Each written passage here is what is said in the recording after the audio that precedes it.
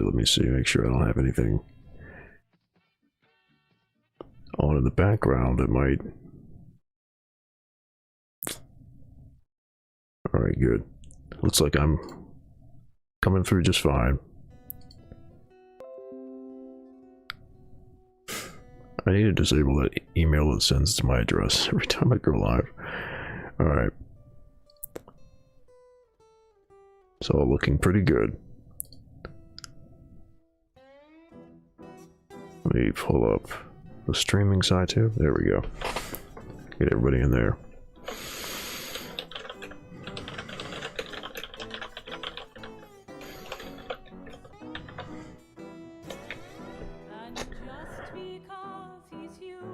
Alright, let's see. Hey, let me turn off the browser real quick in case anybody posts something. Maybe I should post in the internet general too.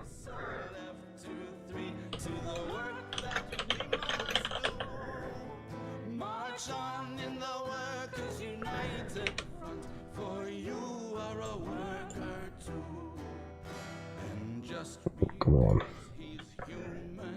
There we go. Damn, it looks like the Matrix chat is full of people posting stuff right now.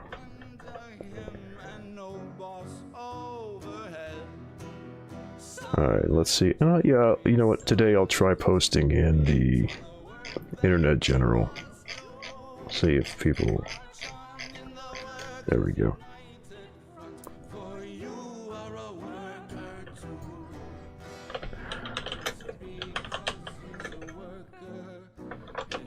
I'll get to the news in just a moment.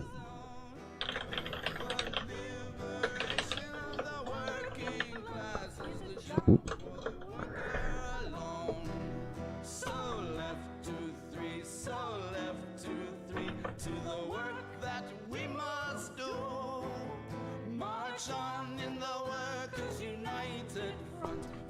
Oh, is there a leftypol choir thing going on? Let me see that real quick. Well, I should get on this. What is it? Oh, something about OnlyFans and Coomers. Okay.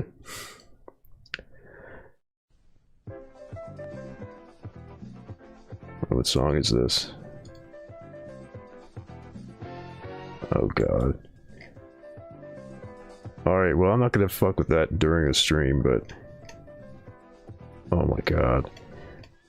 Oh well, I've got to record for this. That's hilarious.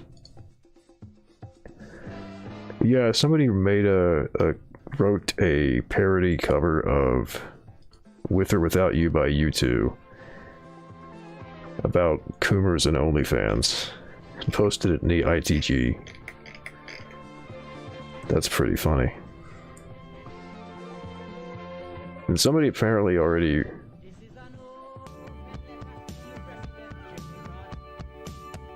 Feel my balls fill up with cool.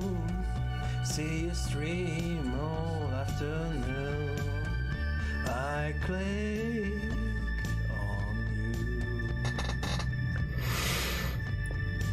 Oh, I definitely can't show that on stream.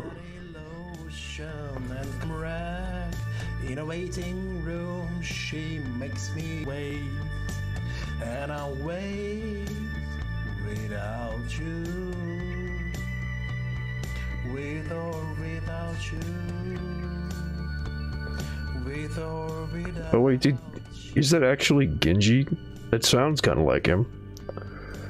Streaming starts, I grab my pole, you give it all, but I want more. Dude.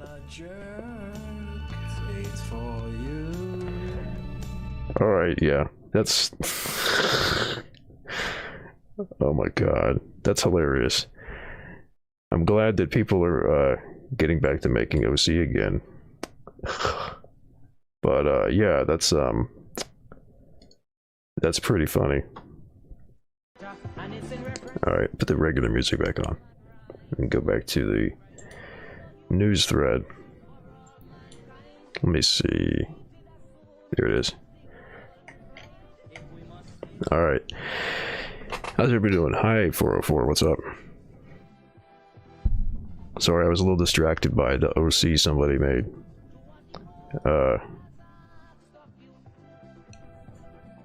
Appropriate song for the ITG thread about cooming. Yes, how are y'all doing?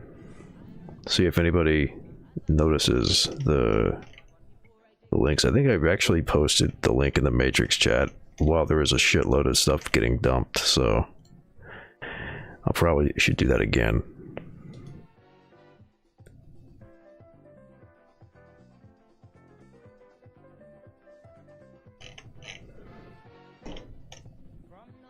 Actually, I'll just reply to myself.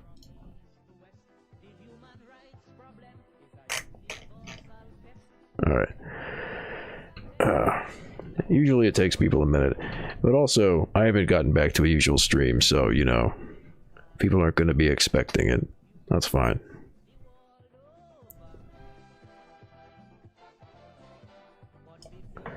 Alright, I'll just remind everybody that if there's any requests for news for me to read, you can post it in any of the chats, the SciTube, the Twitch, or the YouTube chat.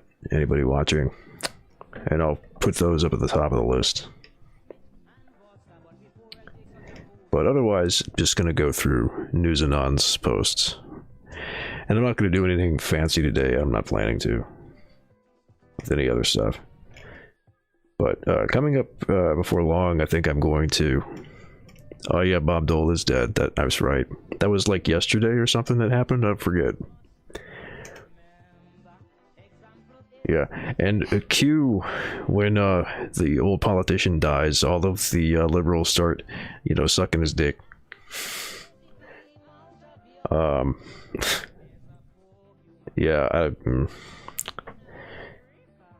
it's pretty. Or let's see if YouTube works.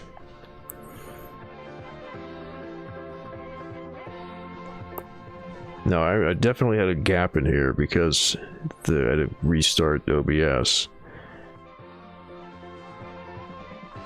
Let me see. How do I share? There we go, share. And I could put that in.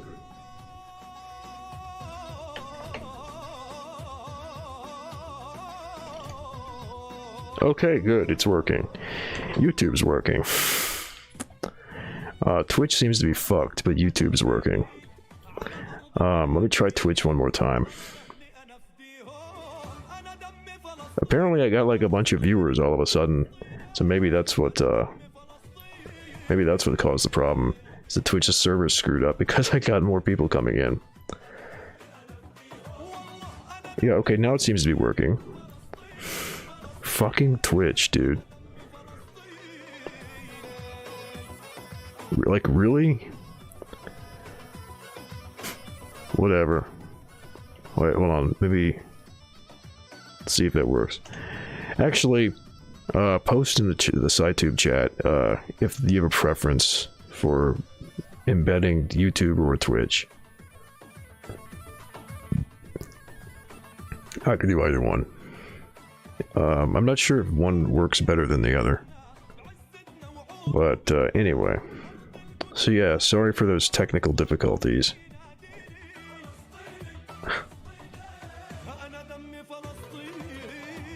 Alright, let's see.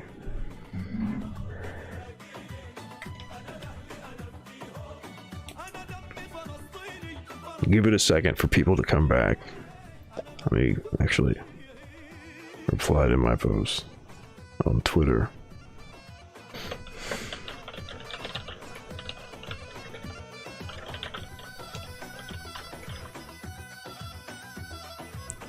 Alright.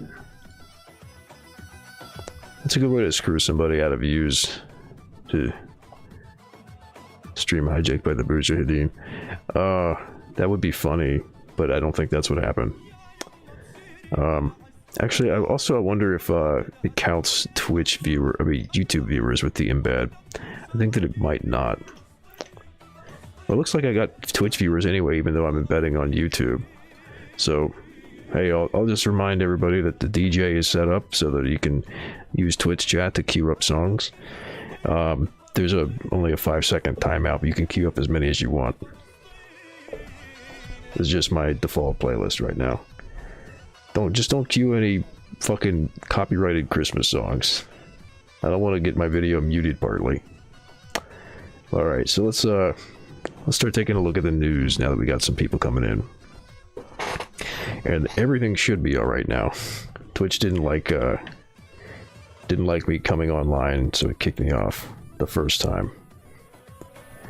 All right, and I'll remind everybody that if you have any story that you want me to cover, you can post it in any of the chats, and I'll see that, and I'll put that at the top of the list. And if you see anything that I read in the headlines that you want me to read, let me know. So let's see. What do we got today? Former FARC leader reportedly killed by mercenaries. According to Colombian media, Hernan Dario Velasquez, known as El Paisa, was killed in an attack by mercenaries seeking to get a reward for his capture. The killing took place in the state of Apure near the Venezuelan border with Colombia. So I'll get to that one. I'm gonna just open the tabs for the stories and then read through them after I get through the headlines. Free Peru party won't support impeachment against Castillo. On Monday, Free Peru PL party secretary Vladimir Cerrón announced that lawmakers who belong to his organization will unanimously vote against the presidential dismissal request issued by far-right politician Patricia Chirinos before the parliament. Thanks for the DJQ, Rosen. Major Venezuela opposition leader quits interim government. The interim government is not serving its purpose, Borges, whose differences with Guaido are well known, said in an online news conference. The interim government makes sense as an instrument to get out of the dictatorship, but at this moment, in our way of seeing it, the interim government has been damaged, Borges said. Instead of being an instrument to fight dictatorship, the interim government has become a kind of caste. That's nuts.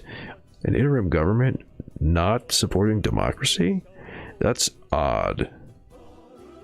When has that ever happened? But yeah, it's funny how, like, imperialists can't even get behind, like, one opposition government. The fact that you've got, like, Joe Biden just invited Juan Guaido to that summit on democracy, and people were like, what are you doing? It's not Guaido, really? But yeah, let's all right, keep going. I'll open that one. Palestinian action activists, and I'm gonna read all the stories after I've gone through the headlines. If you see anything you like in the chat, let me know. Palestinian activists found not guilty of criminal damage. 3 Palestine activists who splashed red paint on an Israeli-owned arms factory in Britain were found not guilty of criminal damage today. The Palestine Action activists targeted a UAV engines factory of Israeli-owned Elbit Systems in Shenstone in Staffordshire in February and were arrested. I remember that. I think I might have talked about either them or some people doing similar stuff back then. But yeah, red paint is not exactly property damage. I mean, at least nothing serious. It's just kind of a, you know, a way you can, what do you call it? Get a lot of attention. See, do I have a... Oh god. Ram Ranch memes. Okay, dude.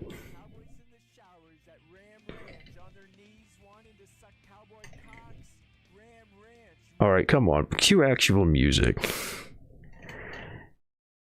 Like, it's funny if it's fine if there's like a joke or something, but let's not do that. I think I might have... I thought there was a property damage emote that I got from Better TTV or Franker Faces, but whatever. I'll just keep going. I can't spam the property damage emote off the emote wall, whatever. Turkish police arrest alleged members of far-left organization.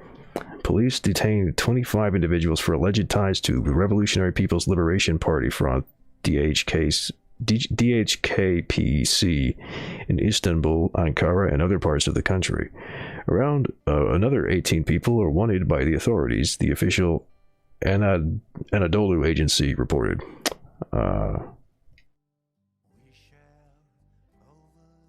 NPA launches 3 successful military actions against security forces in Negros Oriental province, where I don't know why I assumed it. Oh wait, yeah. Around 8 p.m. last December 3rd, 2021, Red Fighters. I think it must mean like last night or something.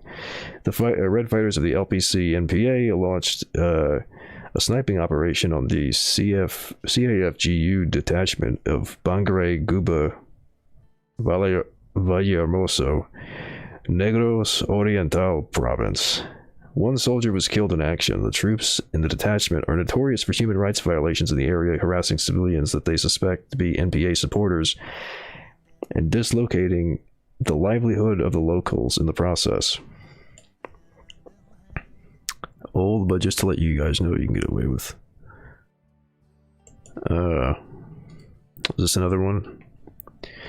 Okay, I'll stick that one up there right next to, since it's a very similar topic, I'll stick that story right next to the Palestinian activist one.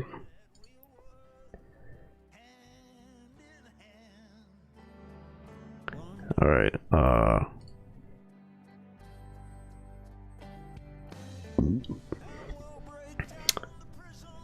right. I didn't open that one. China calls for better international consultation over monetary policy to ensure fairer international environment.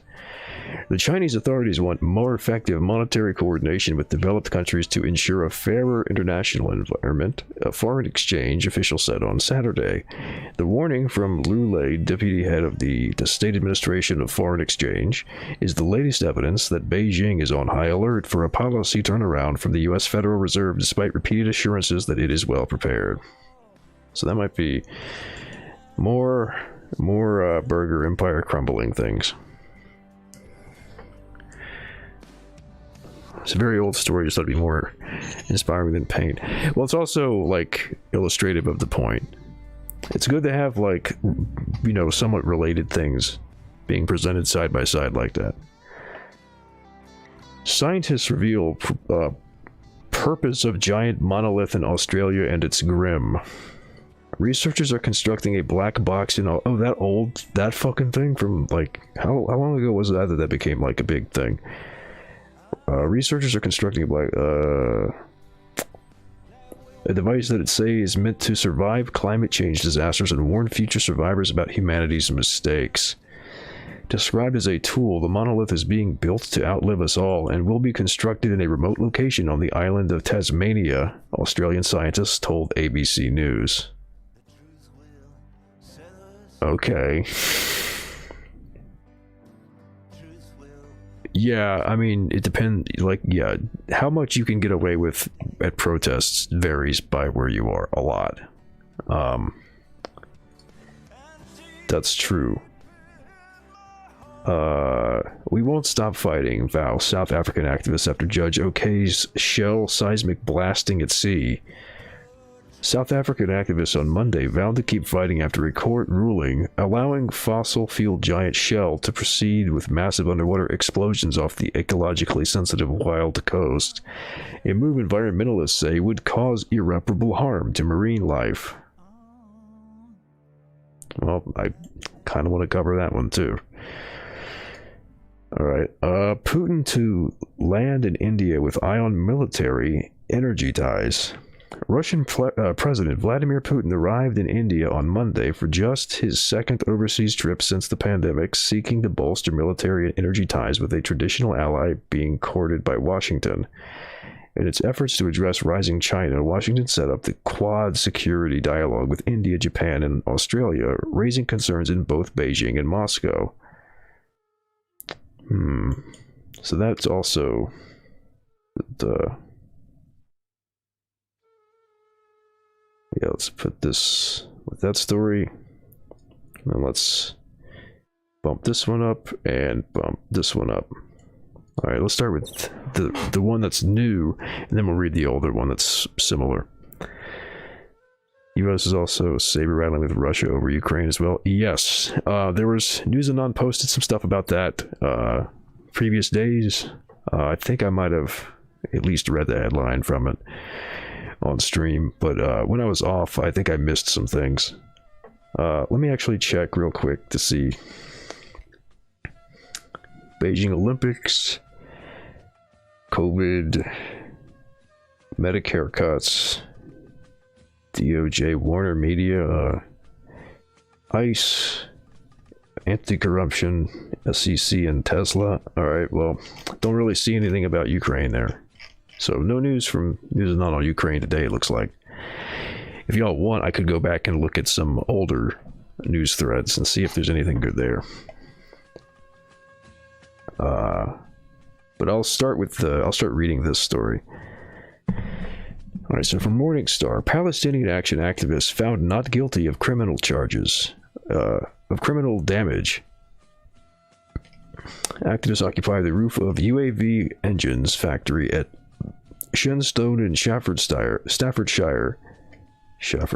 Staffordshire, in protest at British involvement in producing weapons used by Israel to kill Palestinians.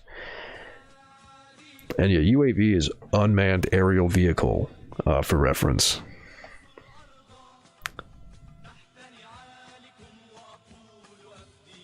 Oh.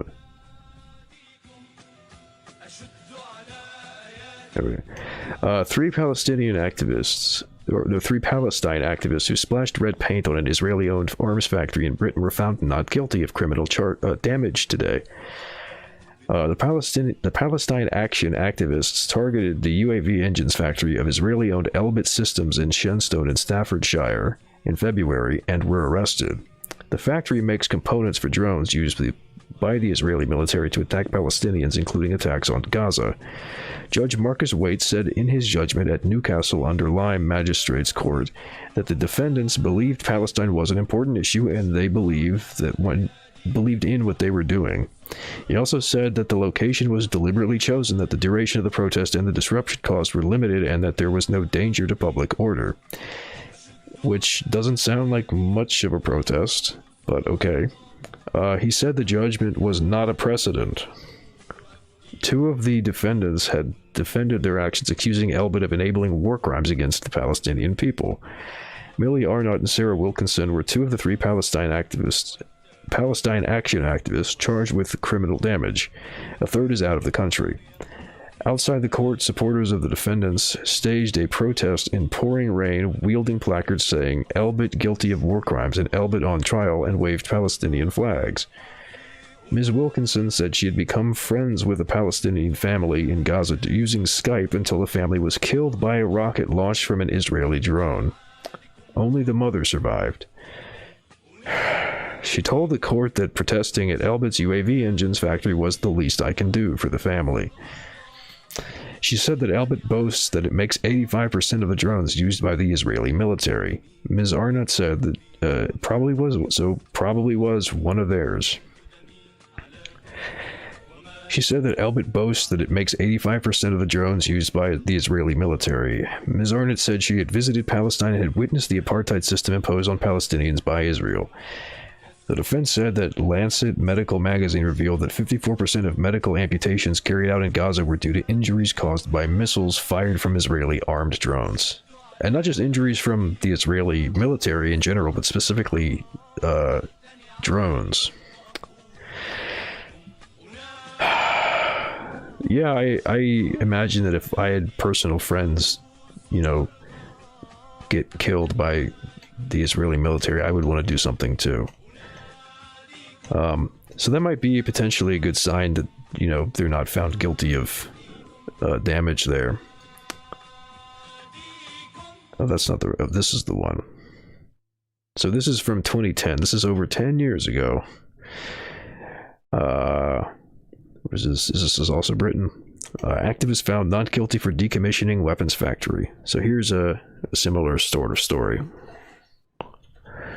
However, we'll note that this is Britain, so be aware that your results may vary when it comes to what sort of things are possible to do in protest.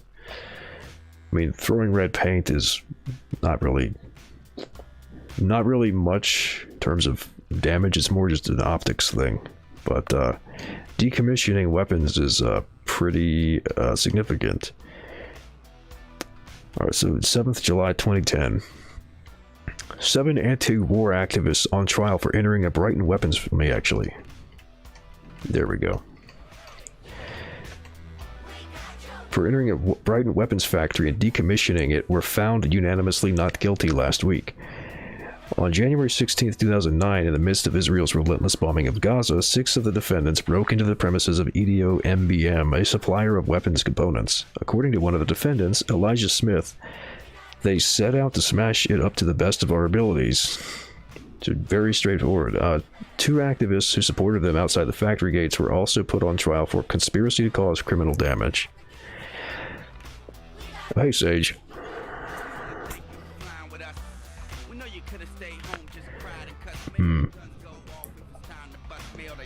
Yeah. Oh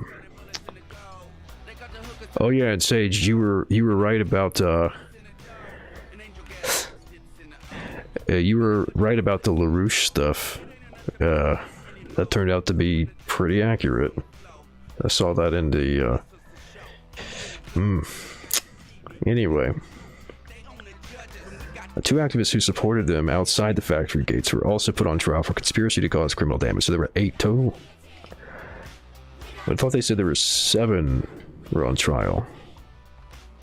I guess only one ended up going to trial, or only one was found guilty.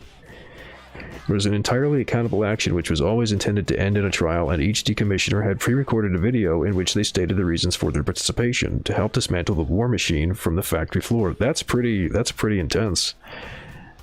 Did they actually like made like a little kind of manifesto video of them doing it? Once inside the building, the 6 barricaded themselves and set to work.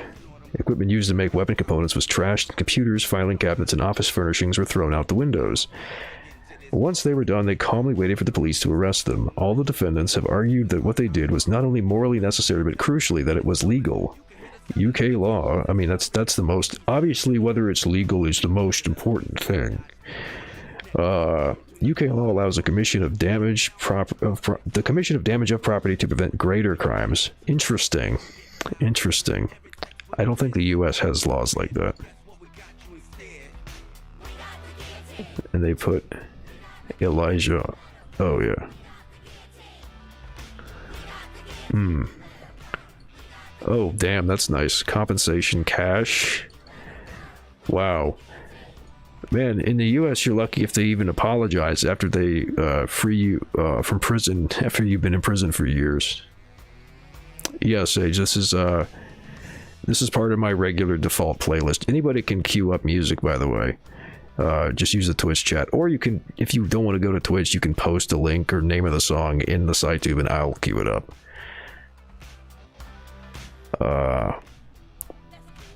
Yeah, this is a very interesting thing to take note of for UK law. I'm curious what sort of, what the US might have, but I'm guessing that they do not have protections for property damage they'll have protections for killing people, to prevent crimes, but I don't know if they have protections against property damage charges to prevent crimes. So, what do you call it? What's the movie?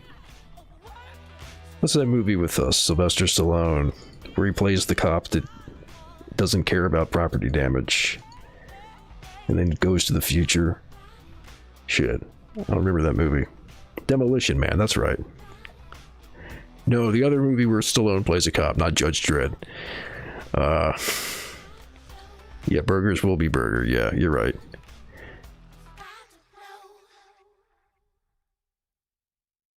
Uh, two of the accused, Simon Levin and Chris Osmond, have extensive experience of working in Palestine with the International Solidarity Movement.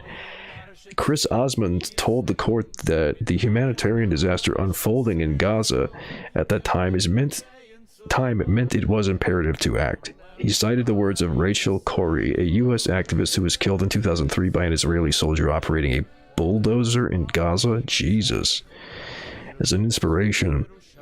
The court heard a passage of Corrie's diary in which she wrote, "I'm witnessing this chronic insidious genocide and I'm really scared. This has to stop. I think it is a good idea for all of us to drop everything and devote our lives to making this stop." Rest in power. Rest in power, Rachel Corrie. Sounds like a comrade to me. During the trial, the court heard not only from the defendants themselves, but from Sharon Locke, a human rights volunteer who was in Gaza during the winter 2008 to 2009 attacks. She was inside Al-Quds Hospital in Gaza City when it was attacked by white phosphorus. She concluded her evidence by saying that she had no doubt that those who armed the Israeli Air Force had the blood of children on their hands. The jury saw footage of the air attacks in the UN Agency for Palestine. I'm surprised that they would show the jury that. Attacks on the UN Agency for Palestine Refugees, UNRWA, compound where civilians were sheltering have been given an edited version of the Goldstone report. Wow, that's interesting. Hey, Cal Alba, how are you doing? Not much, I'm just reading the news. I'm probably going to integrate some more stuff before too long. But for now, the news is alright. Oh, a bunch of stuff's going on in the site too, hold on. Honestly, Zionism in the UK is massively underestimated. It's completely insane. Yeah. You have a diagnosis for, people talking about diagnoses and autism spectrum, alright.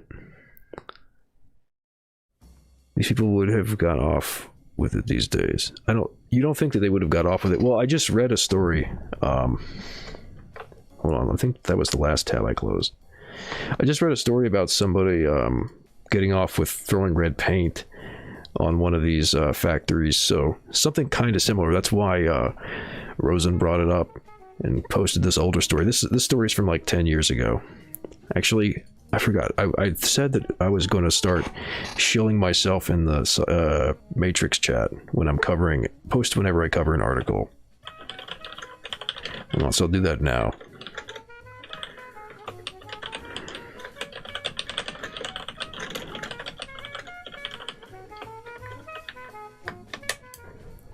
There we go. Zionism was a scourge, yeah. That's fun. Yeah, it is absolutely anti-Semitic. It is absolutely anti-Semitic to, like, equate Jewish people with this specific political project, and to conflate, like, a religion or an ethnicity of people with, like, it's the same kind of thing as people, so, I mean, it's a little different, obviously, but it's a similar thing to associating, like, being white with white supremacy, you know? So, like, oh, white people must, like, conquer and colonize. And, you know, like how white supremacists say that that's, like, just in the nature of white people and it's a good thing. It's a very similar sort of argument, you know. They learned a lot from Germany. The defense strategy was to show the jury all the war crimes and such to get them to decide not guilty. I mean, that makes sense. I mean, that's the whole argument. What the whole argument was about was, like, this is unconscionable and it must be stopped. And, you know, they dismantled some part of the weapons factory to stop the production of weapons, which does actually meaningfully slow things down, unlike the red paint thing. Although I think that them occupying the factory did also slow things down.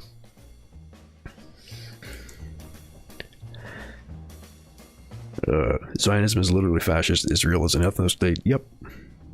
Where's the lie? Where's the lie? Say schizo shit about this all the time. Oh yeah, I think that there might be some substantiation that the present Israeli government has some ties to European fascism but I don't know how substantial that is, so I'm cautious to just throw stuff like that out there. Because, I mean, anti-Semitism is a real thing, and you don't want to start spreading actual conspiracy theories that don't have any substantiation. The first Israeli prime minister was part of an actual fascist outfit. Well, that's actually me. Look that up. Who was the first Israeli prime minister?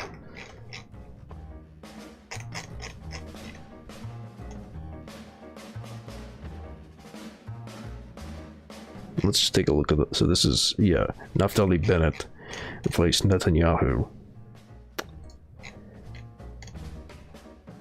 There we go. So, David Ben, oh yeah, he was the first one. I can't scroll. Oh, this little sidebar doesn't let me scroll. That's bullshit. Whatever. Oh yeah, so it was David Ben Gurion, Moshe Sharet, wait, what? David Ben Gurion again? Yeah, that's, okay. Libby Eshkol, Yigal Alon, Golda Meir, Yitzhak Rabin, Menachem Begin, Yitzhak Shamir, Shimon Peres, Yitzhak Shamir again, Yitzhak Rabin again, Shimon Peres, Benjamin Netanyahu, Ehud Barak, Ariel Sharon, Benjamin Netanyahu, and Naftali Bennett. Not a very long list. Not a very long history. Oh, Communalist posted something. Let's see what we got. Yeah, and Israel denies citizenship to Ethiopian Jews. Yeah, and see, that's the thing, is like, Israel can claim it's like a Jewish state, but it's really like a white ethno-state. They don't give a shit about Ethiopian Jews, they don't give a shit about just the Jewish people who are already living there. So, like, this is a thing that people like to talk about, is like, we need a two-state solution for peace or whatever, so that there's no conflict. But prior to the formation of Israel in Palestine, there were Jews, Christians, Muslims, etc. living together without the kind of conflict that we have now. And, you know, Israelis, the settlers, don't really care about the Jewish people who were already living there. She was leaving Azov weapons, according to Electronic Intifada.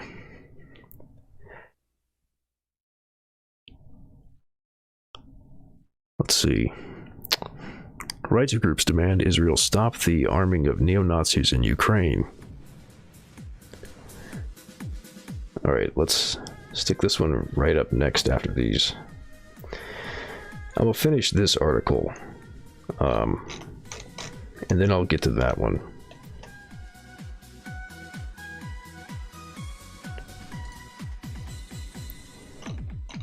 Ooh. What's this? Pog. Hey, B. Maybe he wasn't the first. Oh, actually, wait a second. You say Pog, but let me... There you go. Pog. And... I think this is the right one. There we go. What is it? Zionism in the Age of Dictators. It's in this book. 1983 work by the American Trotskyist Lenny Brenner. It makes the argument that Zionist leaders collaborated with fascism, particularly in Nazi Germany. Okay, there we go. I'll post this book. So this is the book that claims that there was collaboration between Zionists and fascists in the 20th century. Pro-Palestinian rhetoric can sometimes edge over into anti-Semitism. Yes, definitely, it can. It does happen. Where anti-Semites masquerade as pro-Palestine, but are actually just people who hate Jewish people. Right-wing often try to pollute left-wing politics with this kind of decisive. And yeah, but it's important to note, though, as you say, generally what happens is right-wingers see an opportunity to pretend to be the left and sort of sneak in their ideas. Usually you don't see, I mean, you sometimes see it, but usually you don't see, like, the left just kind of going too far, so to speak, and then becoming, like, anti-Semitic about it. Let's see. Yeah, hello to everyone in the chat. Hello, 404. Yes, from the river to the sea.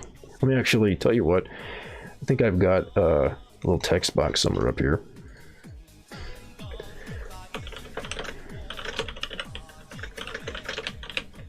Let's see if I've got that a line somewhere readable. There we go.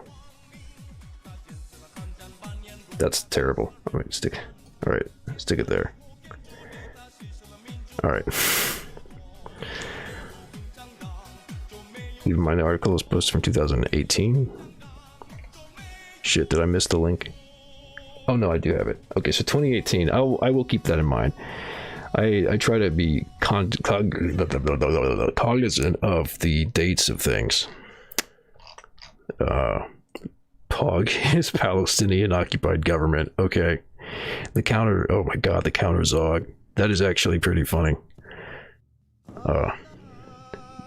Poggers is an anti-Semitic slur. That sounds very not poggers. Alright, alright, let me finish this article. Since this is actually about people meaningfully taking action to resist the military industrial complex shitting all over Palestine.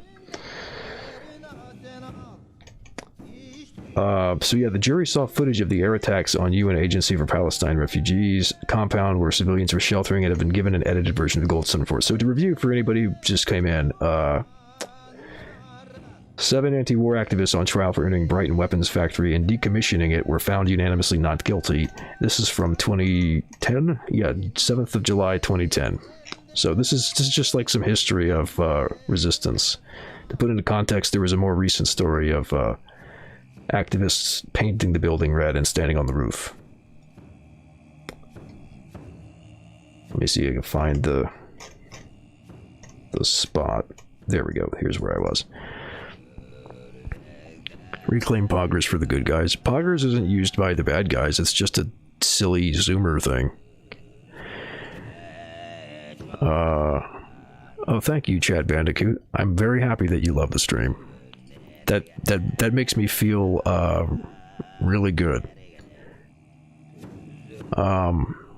Nicely asking Israel to not murder people is anti-Semitism to Zionists. However, getting support from the Nazis is dog-pilled. Reminder that apartheid South Africa supported Israel. Yeah. Also, Israel backed the Contras in Nicaragua. You're a silly Zoomer baka. Well, I'm not a Zoomer, but sure. I stand with Zoomers and cross-generational solidarity. The Zoomers do seem like they got more potential than the millennials do. You think about Scottish independence. I think it's really sad that they held the vote for that before Brexit, because it probably would have broken differently if they did it after Brexit. I've always sympathized with like Scotland and Ireland as being sort of like maybe not the original colonies, but like the people that English were really fucking with way back. And you know, they should reunite Ireland. Scotland should be able to go free if it wants to do that. It's fucked. I think they should at least do the referendum again after Brexit, because they were expecting that Brexit wasn't going to happen. Based, what did I say that's based? I mean, I'm pretty sure that the reunification of Ireland and Scottish separatism from England is pretty standard, but whatever.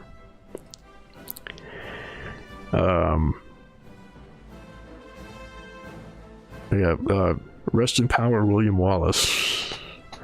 Well, like Zoomers, woke intensifies. I mean, the Zoomers definitely have kind of like a silly woke aspect to them, but like, yeah, I'm not like joking when I say that Scottish independence is good. I mean, like, it's one of those topics that sounds a little silly because it's, you know, such old history at this point, but being woke is based, it depends. There's variations in it, for sure. Northern Ireland is a British colony, yeah. And the Republic of Ireland is not a legitimate state. Well, I mean, I'm not going to call anybody a legitimate state, but, The Republic of Ireland is definitely like subject to colonization from the English, of course. Yeah, how is this? I mean, it is almost kind of like an apartheid situation, except it's not racial. It's just this stupid border that they've imposed, and turn people against each other based on the narcissism of small differences when it comes to religion. So, you know, what are you gonna do? But yeah, fix that shit. Obviously, that's important. It's important to not just sit back and be like, yeah, whatever. I don't really care. I don't really care about this unjust situation. Like, I'll take a stance on something. But that's not a particularly controversial stance that England should stop fucking with people. One of the least controversial political stances in history probably is that England should stop fucking with people. It might just be an issue on my end, but I can't hear you. Everyone else can hear. Yeah, people are responding to me in the SciTube chat. Make sure you don't have, actually, why am I talking to somebody who can't hear me?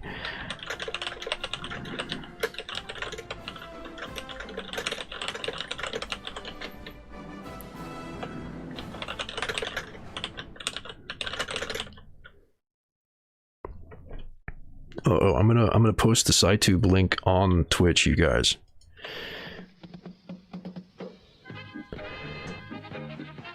Alright, 26 plus 6 equals 1. Oh, I don't get that reference. Grill pill is cowardice. Not exactly.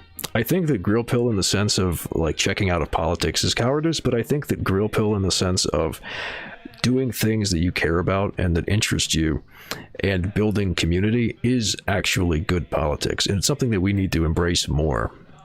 That we need to, like, running Twitch in another tab. I'm not sure if that works or not, honestly. I've experimented with that, but I don't know if it works. It's no longer the 20th century. Alright, people talking about People's War and stuff. Alright.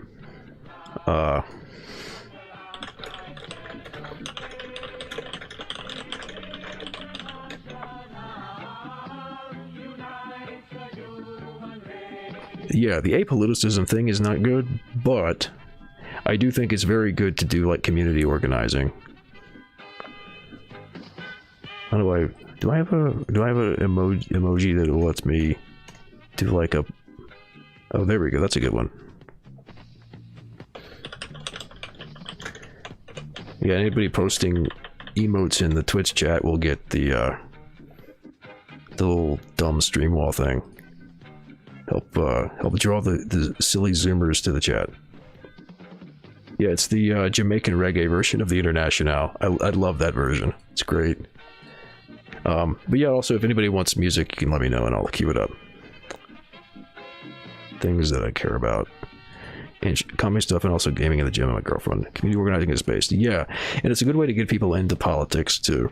Like, having cookouts, I mean, COVID is a little fucky with that, but having, like, cookouts or organizing people for stuff, and then sort of getting into politics from that is also very useful. But I would actually say that it's very important for us to try to rebuild communities and, like, re-socialize people because of the degree to which capitalism has alienated people. That part of our project probably should be to try to provide what capitalism has taken away. I missed the possible question answered from already answered, but what do you... Yeah, I'm pro-Scottish independence. That's the short version. The long version is that I think that they should start by holding the referendum again on whether they should separate. Because I feel like they'd vote differently after Brexit. It's a shame that it happened right before Brexit, and people expected Brexit was gonna not go the way it did.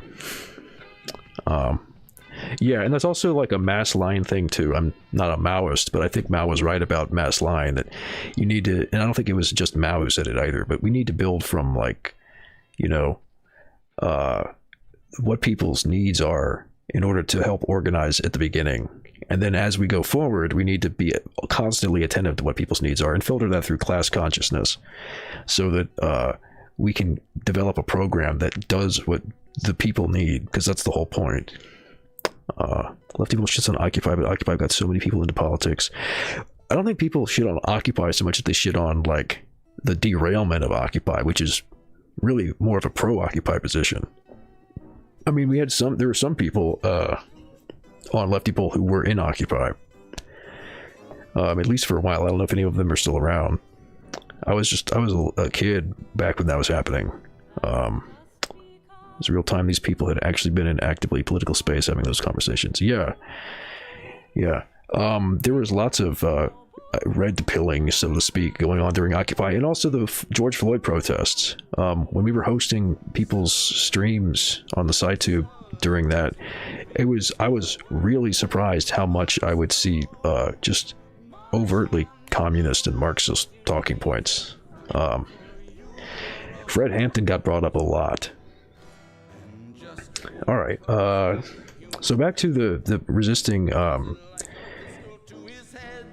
Israel and the military. So this is again from 2010. Recently elected member of parliament for the local area, Caroline Lucas, also gave evidence supporting the activists, saying that the democratic process had been exhausted as far as the factory was concerned. There you go, that's helped build the case. On January 17, 2009, the bombs had already fallen relentlessly on Gaza for 3 weeks. Massive, passionate demonstrations and pickets had been held in many cities around the country and the world in protest against Israel's war crimes, but to no avail. A growing sense of helplessness was grabbing hold of the movement as the Palestinian body count stood at more than 1,400 and counting. 300 of the dead were children. It was in this context that the citizens' decommissioning of EDO MBM ITT took place. So that's also an interesting point here, is that often less radical actions, more democratic appeals and protests can be like a prelude to more radical stuff. And there's often like a sense, and this is like really a class consciousness sort of thing with the workers, there's a sense that people want to try to solve things peacefully and democratically, but then you have to like recognize through experience that it's not going to work, and that you have to resort to other means like work stoppages or sabotage or whatever else. You know, actually using force of some kind. Not even violence necessarily, but force. Which is, of course, political power. Leftypol shits on Mao and Maoism as well. Well, I mean, it depends. Leftypol is not one person, yeah. Shits on Mao and Maoism. Or just anything that's trendy on leftypol to shit on and misrepresented them in. True. Do a little trolling. Say, oh, watched Judas and the Black Messiah the other day. Got me thinking Judas was literally the first Fed. Oh, read the Gospel of Judas. That's fucking interesting shit. Anyway, all right. So CSH, I think I missed you, but yeah, I don't know. I'm surprised that Judas and the Black Messiah even got made, but I feel like they kind of misinterpreted the characters pretty badly. But you should always be very wary of any bourgeois media that's using like radical or revolutionary figures, because they'll tend to distort them in a way that favors the bourgeois narrative. Not even necessarily consciously. Leftypol doesn't shit on Mao, it's just that a spammer has been shitting pro-Mao threads. Yeah, I mean, I think that there's like quite a variety of opinions on any political figure, particularly left-wing figures, important ones. But yeah, I mean, I think that the reason that Mao might catch a lot of crap is because there's Maoists who are pretty cringe, and people are responding to that. But I mean, Mao obviously was a pretty fucking important figure. I mean, the Chinese Revolution is a pretty big deal. I'm an anarchist, but I don't support this dumb sectarian shit where you try to disavow people because they're not what you want them to be. Anyway, the arms manufacturer EDO ITT has been based in Brighton since 1946. Acquired along with the rest of EDO Corporation by the multinational arms conglomerate ITT in December 2007, the company's primary business is the manufacture of weapons systems such as bomb release mechanisms and bomb racks. Crucially, this includes the manufacture of the VER-2 Zero Retention Force Arming Unit. Fucking stupid names, dude. for the Israeli forces F-16 warplanes. So I can't even really guess at what that is. I'm like some kind of missile rack or something, probably. I mean, real shit, leftypol would go out of its way to shit on everything. Yeah, contrarianism is part of image board culture for sure. Just winds up with people either calling others feds, radicals, reactionaries, etc. Yeah, it's very easy to just pull a fucking insult out of a hat, you know. But that is, I guess, part of just the banter that you have to deal with. It's just, you know, it's not quite bait posting, but it's kind of lazy. I wish people would put a little bit more effort into their arguments about those things, but, you know. Over the years, EDO has consistently denied supplying Israel, and despite more than 50 court cases, campaigners have not been able to properly expose the links between the factory and the IAF. However, the serious nature of the charges against the 8 activists the factory sustained nearly $200,000 to $301,600, or to 200 pounds or $301,600 of damage may not have recommended production.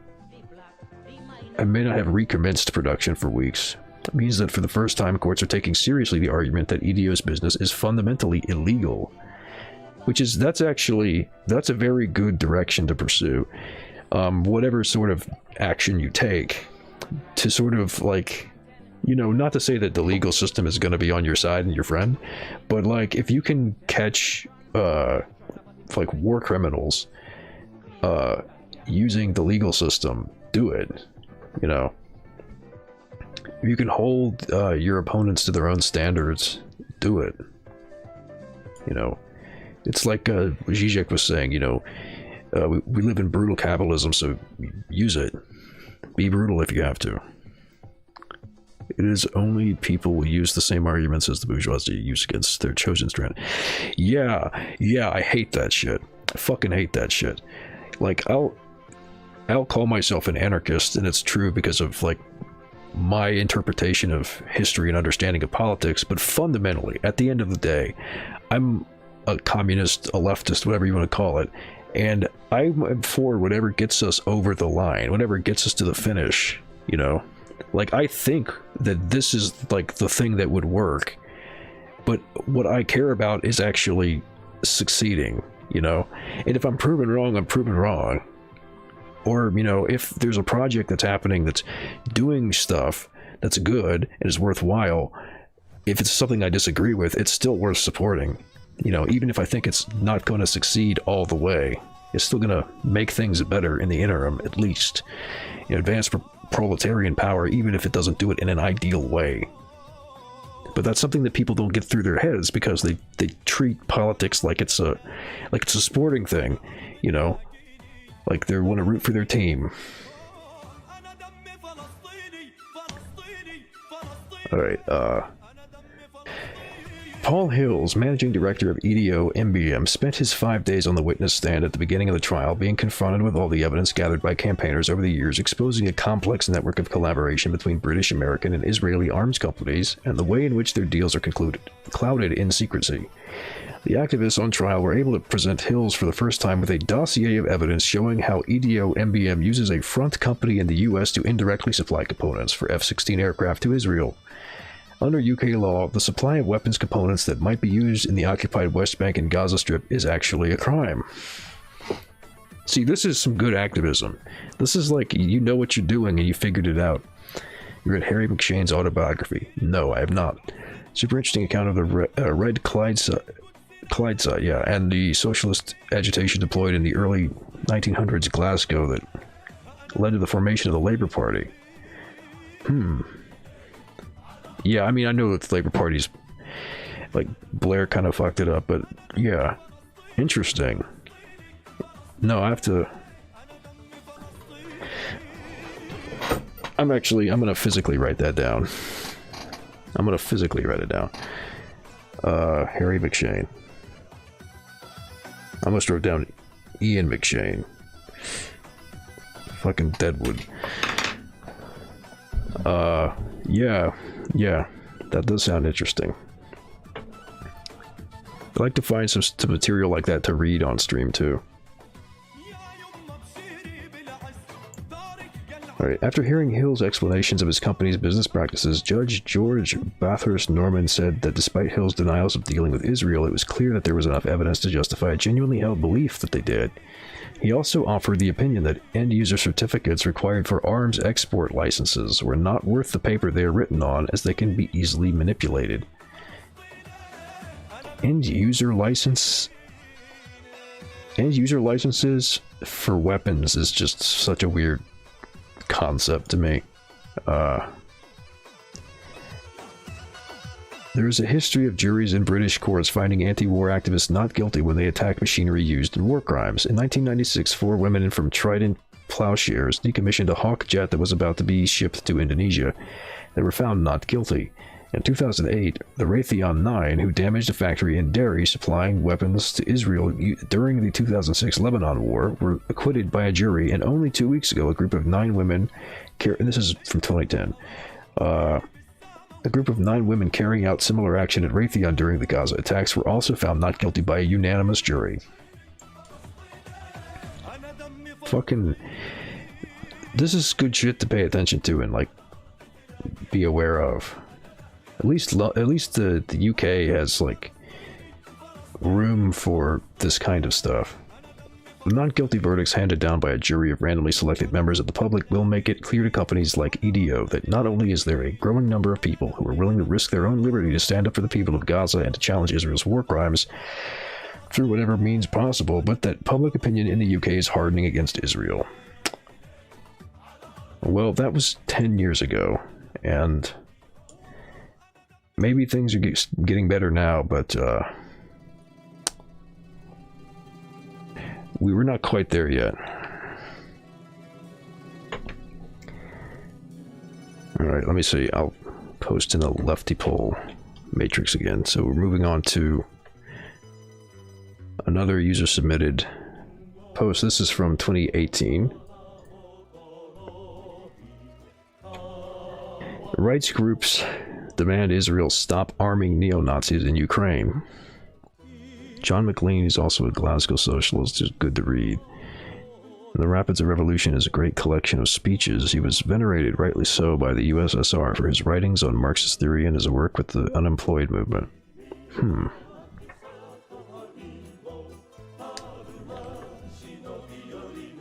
John McLean. Alright. Speeches would be good material to read because they're not usually super long.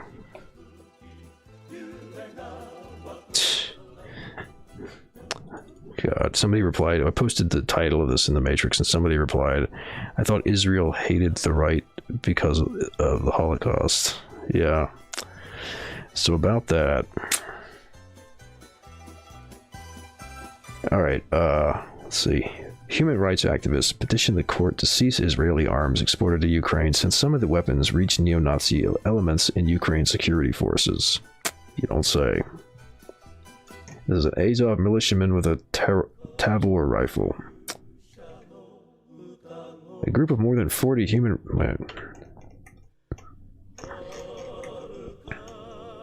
A group of more than 40 human rights activists have filed a petition with the High Court of Justice demanding the cessation of Israeli arms exports to Ukraine. They argue that these weapons serve forces that openly espouse neo-Nazi ideology and cite evidence that the right-wing Azov militia, whose members are part of Ukraine's armed forces and are supported by the country's Ministry of Internal Affairs, is using these weapons. An earlier appeal to the Defense Ministry was met with no response. The Ministry's considerations in granting export licenses for armaments are not disclosed to the public, but it appears that the appearance of Israeli weapons in the hands of avowed neo-Nazis should be a consideration used in opposing the granting of such a license. Nevertheless, this is not the first time in which the defense establishment is arming forces that embrace a National Socialist ideology. Yeah, you could say that again. In the past, Israel has armed anti-Semitic regimes such as the Generals regime in Argentina, which murdered thousands of Jews in camps while its soldiers stood in watchtowers guarding the abducted prisoners with their Uzis of machine guns. According to a Freedom of Information petition for Israel's Defense Ministry from last January, it's in Hebrew, Israel also armed Bolivia's military regimes, knowing that Nazi war criminal Klaus Barbie was part of the regime. Legal documents used to convict the head of the junta also show the Barbie's death squads used Israeli Uzis. In the case of Ukraine forces, Israeli weapons are openly stating their support for racist and anti-Semitic ideas in various publications. The Azov militia was established in Ukraine following the Russian invasion of the Crimean Peninsula in 2014. The militia's emblems are well-known National Socialist ones. Its members use the Nazi salute and carry swastikas and SS insignias. Moreover, some of them openly admit they have neo-Nazi sentiments and that they are Holocaust deniers. One militia member said in an interview that he was fighting Russia since Putin was a Jew. Wow. Wow. An Azov sergeant said that he was a National Socialist, although he was not in favor of genocide. Okay. And as long as minorities in Ukraine did not demand special rights, he would have no problem with them. The militia's founder, Andriy Beletsky, who is now a member of the Ukraine's parliament, formerly headed a neo-Nazi group called Patriot of Ukraine, now defunct. Its members comprise the founding core of Azov. Yeah. Zizek was right about how the right see Israel as a framework for their own dreams. Yeah, I think that's true. You know, it's like, it's also this sort of like woke ethno-state type of thing, you know? It's like, here we've got, this is like, we're gonna have a state that's for one race, but it's a good race. It's different when we do it. You know, that kind of nonsense. The same thing, by the way, that every ethno-state, or people who want an ethno-state will say. No, you can't call Ukraine a Nazi state, you Russian bot. Yeah. I mean, they're at the very least sympathetic to them because they're giving them weapons. Our nation's historic mission at this critical juncture is leading the final march of the white race toward its survival, Beletsky said. That's the guy who's leading Azov. This is a march against subhumans who are led by the Semite race. Yeah, I'm struggling to see how somebody could interpret this guy to be a Nazi, really. According to reports by human rights group, militia members are suspected of war crimes, torture, and sexual violence. Of course they are. In tandem with the rising power of Azov, which has more than 3,000 members, there's a rise in anti-Semitic incidents and attacks against Ukraine's minorities. Neo-Nazi groups have attacked Jews and Jewish memorial sites across Ukraine, as well as journalists, Roma and members of the LGBT community. As they do. One member of parliament declared in response to a question about the country's Jewish problem that in the government there is non-Ukrainian blood. This must be addressed. Last May, right-wing groups marched through Odessa, their leaders claiming that the city belongs to Ukrainians, not Jews, and they would get rid of the latter. And the thing that's like just fucking nuts to me about, like, so the Ukrainian blood, the German Nazis would not have considered the Ukrainians to be white or Aryans or whatever. They would have fucking steamrolled through them if they had their way with Lebensraum.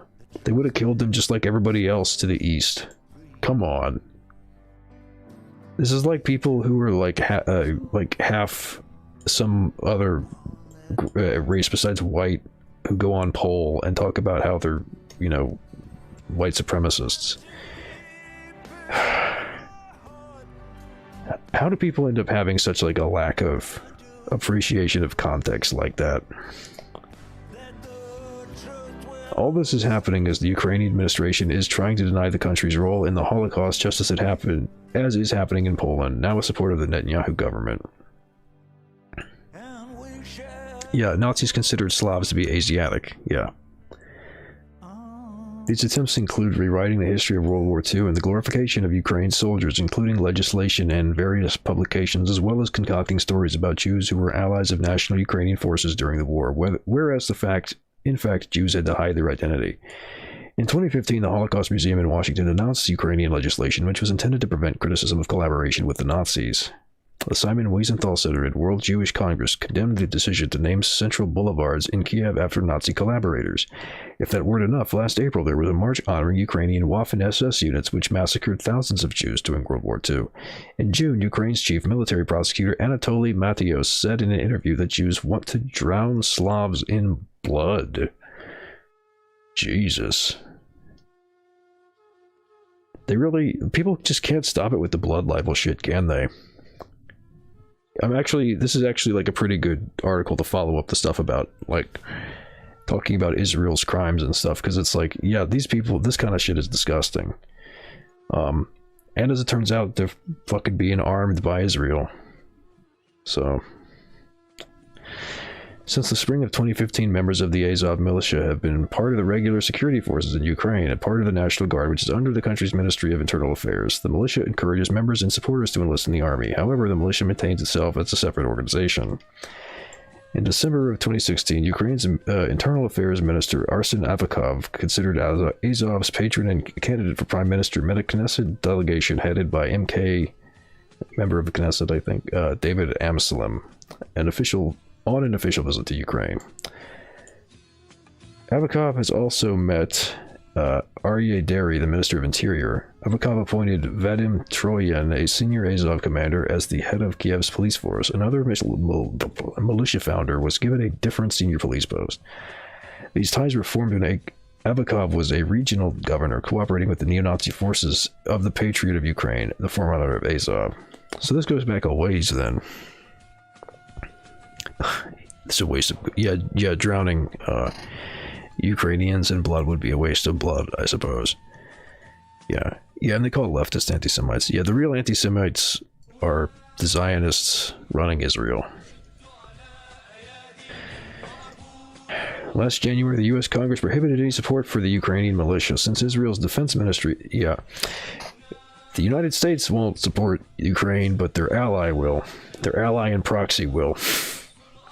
Since Israel's defense ministry does not divulge any, it's just so that it's predictable at this point. Since Israel's defense ministry does not divulge any information on arms exports, particularly not to Ukraine, and for fear of Russian wrath, it's difficult to assess the extent of the ties with Kiev, but these are certainly in place. The petition submitted by attorney Itay Mak contains abundant evidence showing the arming of the Ukrainian regime and its Azov forces. Thus, for example, Ukrainian soldiers have been seen carrying Israeli-made Tavor rifles in military parades in Kiev. In February 2016, it was revealed that Elbit Systems will be part of a group investing in Ukraine's defense establishment. So, literally the company that people were protesting here, I believe this was an Elbit facility, right? Yeah. Israeli-owned Elbit Systems in Shenstone in Staffordshire. So this group that was just being protested, that the protesters got found not guilty of property charges. Yeah, same company, same Israeli company is investing in Ukraine's defense establishment. So you're not just protesting violence against Palestinian people, you're protesting violence that's happening against Jewish people in Ukraine. And also other people in Ukraine. But the Jewish people is kind of the part that really makes it, like, ironic. In April 2016, the chief of Ukraine's Air Force met a representative of an Israeli defense company to discuss the upgrading of communication systems in that country's warplanes and helicopters. The Ukrainian company Fort got Israel's approval for making Tavor, Negev, and Galil rifles. In the city of Dnepropetrovsk,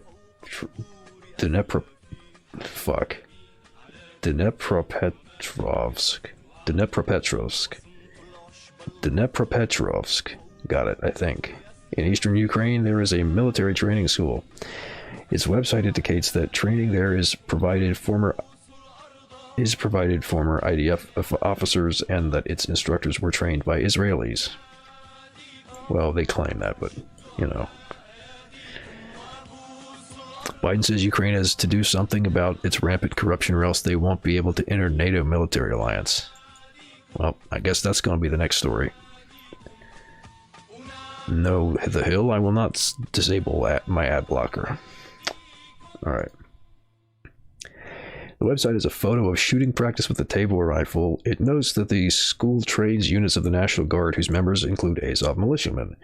In May 2017, Ukraine's Prime Minister Volodymyr Groysman, and this is articles from 2018, by the way, it's a bit old, visited Israel and met with the Defense Minister Avigdor Lieberman to discuss the arming of Ukraine's military forces.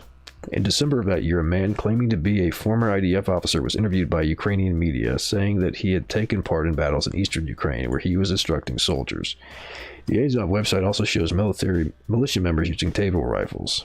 All this is unambiguous proof that Israel is exporting weapons to you. I mean, maybe not quite unambiguous proof, but it's pretty good evidence that it's exporting weapons to Ukraine, knowing that they reach right-wing militias. I mean, like that happens, but is it established that they are fully aware of it? I mean, that part's a little bit shaky. I mean, not that I think that it's untrue, but it's not like it's ironclad smoking gun proof.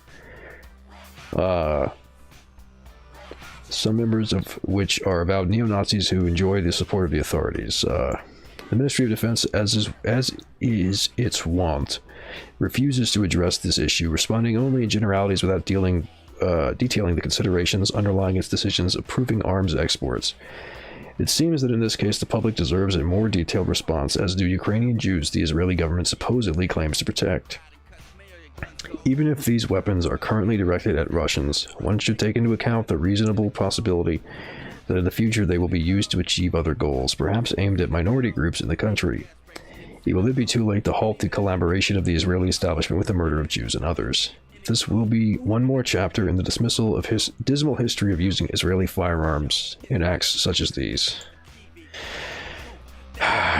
So there you go. Rights groups demand Israel stop arming neo-Nazis in Ukraine. And I think to myself, what a wonderful world. God. Alright, so yeah, here's more Ukraine, from the Hill. And this is contemporary. That one was from 2018.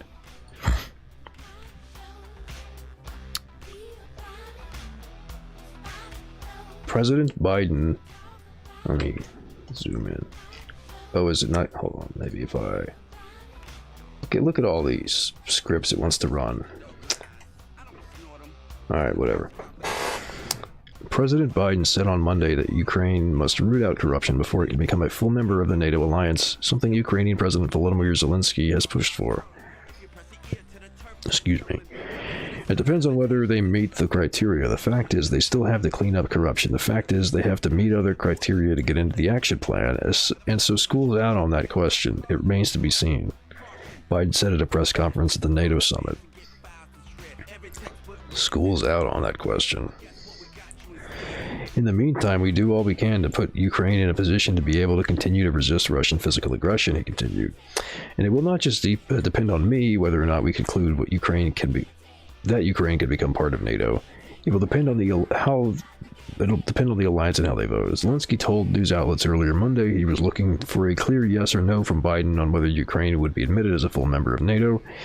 Well, I mean, obviously they're going to have to vote. The issue has become increasingly urgent as Russia amasses troops along the Ukrainian border and tensions escalate between the two nations. Russia illegally annexed Crimea from Ukraine in 2014. Well, here's like the thing about this. And I'm not going to make any big predictions or whatever, but you know, nobody wants a hot war, and right now they're kind of playing chicken. I'm expecting that the US is more likely to just kind of let Russia do their thing than to use the situation to escalate. I don't think that they really want a war with Russia, like over Europe. They're saber rattling for like China, and that's maybe something they'd be more interested in, but I don't know. Oh, actually, you know what? I forgot to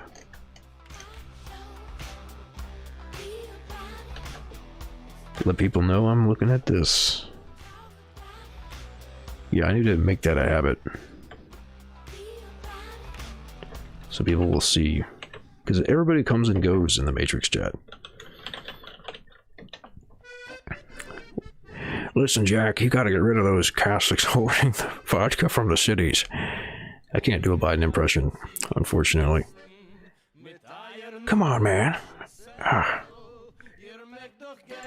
And then listen, Corn Pop was a bad dude. I can't do it.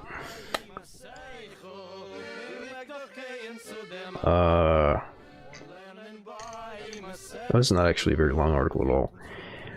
Given Russia technically has invaded Ukraine, other NATO relations would be compelled to defend Ukraine should it join NATO under Article 5 of the organization's treaty, which stipulates that member nations consider an attack on one ally an attack on all allies. Biden said the dynamic would not preclude Ukraine from being admitted as an alliance member. I don't know about that. Let's see. Ukraine has a long history of issues with corruption, which Zelensky has pledged to clean up since taking office a few years ago. Former President Trump repeatedly claimed he was concerned about corruption in the Ukraine, where he was impeached for pushing the country to investigate President Biden and his son Hunter Biden in 2019. The president spoke to Zelensky over the phone before leaving for Europe last week. Ukraine is likely to be at the forefront of Biden's meeting on Wednesday with Russian President Vladimir Putin. I share with our allies what I'll convey to President Putin, Jack, that I'm not looking for conflict with Russia, but we will respond to Russia continues its harmful activities and will not fail to defend the transatlantic alliance to stand up for, Democrat, the values, Biden said at Monday's press conference. Yeah, I need to work on that impression. Yeah, I don't really expect that this is going to blow up so much. We'll see. The way things are going, I'm thinking that the US and NATO are kind of just going to let Russia do their thing. It is more George Bush than Biden, yeah. I definitely did more of a George Bush impression for when he was president. So I'm more familiar with. I'm a little more familiar with OW. But Biden does kind of have a bit of a similar raspiness to him. I doubt they'd even contest Taiwan with China. Yeah, I think they might be more likely, but I think that's probably not going to happen either. The U.S. has just been taking L after L recently in foreign policy, so... Alright, so there we go with Israel, Palestine, and Ukraine stuff. Now here's the top story, and this time I will remember to post in the Matrix.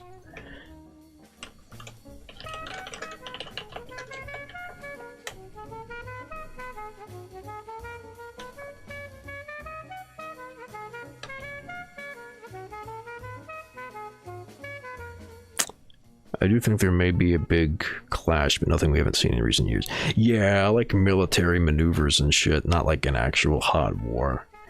There's too much to lose with nuclear weapons and the way, the complicated alliances that exist. I mean, I could see desperation maybe pushing bourgeois dictatorships toward a World War III scenario, but I just don't think we're there yet.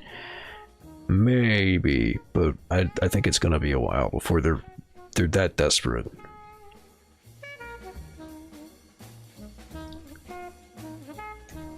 Yeah. Yeah, Ukraine must clean up corruption to be admitted to NATO, LMAO, so they'll never join NATO from the Matrix chat. That's pretty funny. I don't think nukes would ever come into the picture, but it's not even that they would, it's more that it's just too much of a risk. Like, the moment that nuclear exchange happens, everything's fucked. Like, the prospect of that is just like, it's something that most people don't think about too much though. But people are well aware of that when it comes to foreign policy. Like, who would use them? Israel.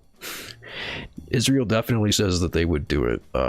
And I don't think that they're the only ones. But, like, just the deterrent of it is a really big deal. And the fact that, like, nukes have been significant for deterrence reasons for so long, I think is good reason to think that there will continue to be strong deterrence. Now, there might come a point where there's like a push to see like how far you can go before somebody resorts to that. And I don't think that like that would necessarily be something people just immediately do if there's a hot war, because they know that it's a fucking kill everyone button. So I would think that the resort that people would have to be at to use nuclear weapons would be like a legitimate existential threat, not just like being in a hot war. But we haven't seen that tested yet, so it's hard to say. What if nukes would be used by the way they were used on Japan by one party? Now see, that's more probable. I definitely could see nukes being used against a non-proxy state. Now, using nukes against the proxy state of your enemy would be different. But yeah, I mean, if you're talking about dropping nukes on people who don't have nukes, that is much more likely to happen. For most doctrines that have come out in the past year, the only nation that still have first strike options are Russia and Israel. Yeah, I don't know if the United States has a first strike policy. They supposedly they have, you know, the president has the finger on the button and they can push it anytime they want, but you know.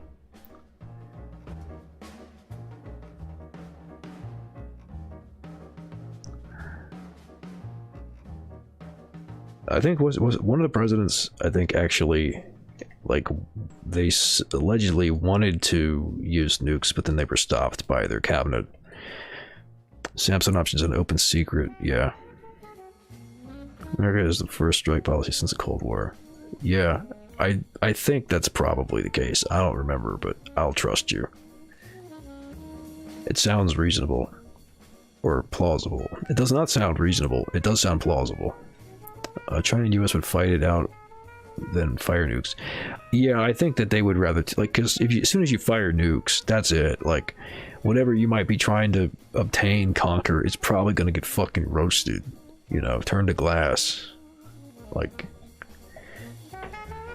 it's more, I think, a question of like some dumb rogue actor launching the first nukes and then everybody freaking out and retaliating, like just nuclear missiles flying everywhere because nobody knows what's going on. I think that's more likely than like major players deliberately exchanging nukes as a like strategic decision. But they also, like, all of these powers have each other's heads of state like on speed dial, so that if some shit happens they can communicate about it and try to sort out what it is. Oh, they definitely are more likely to threaten it than to actually do anything, for sure, for sure. That's the whole point of the nukes, is that they're a huge deterrent. Tactical nukes, what a disgusting phrase. I think that tactical nuke in the ocean is probably more likely. And yeah, I also think before you'd see a country stooping to the level of using nukes, you would see something like dirty bombs or like funding some kind of insurgent force to try to like destabilize people internally. Like, that's a way less dangerous prospect. All right, let's get to the actual story here. This is the top story from News Anon today. Former FARC leader reportedly killed by mercenaries. A former leader of the Revolutionary Armed Forces of Colombia, FARC, who rearmed following the 2016 peace agreement between the guerrilla group and the government, has reportedly been killed in Venezuela. According to Colombian media, Hernan Dario Velázquez, known as El Paisa, was killed in an attack by mercenaries seeking to get a reward for his capture. The killing took place in the state of Apure near the Venezuelan border with Colombia. Neither nation has responded to the reports, but the El Tiempo newspaper cited high-level sources who denied that the Colombian government was involved. Colombian President Ivan Duque has previously accused Venezuelan President Nicolas Maduro of sheltering and protecting FARC dissidents, but Caracas has repeatedly denied the claims. Last week, the United States lifted its designation of the Marxist group as a terrorist organization, while adding two splinter groups, Segunda Marquetalia and FARC-EP. In 2018, El Paisa had helped form Segunda Marquetalia and declared that he was taking up arms once more. The group's commander, Ivan Marquez, said last week that Colombia's government should hold talks with all armed groups to seek complete peace for the country. Well, the way things are going in Colombia, probably not going to happen. At least the last I was seeing what was going on there. The instability is an opportunity for those armed groups. They're probably not going to come to the table.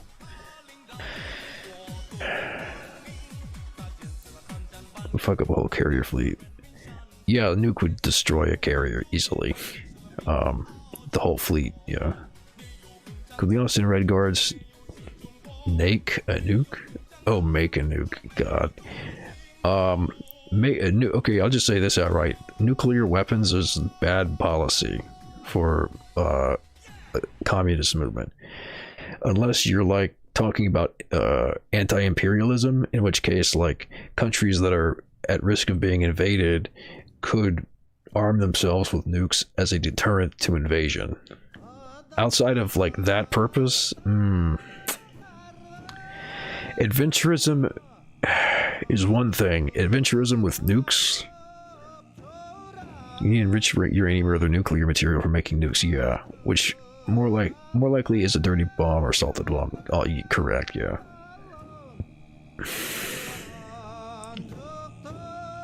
All my OGs are C and D. Shit, I forget what that is.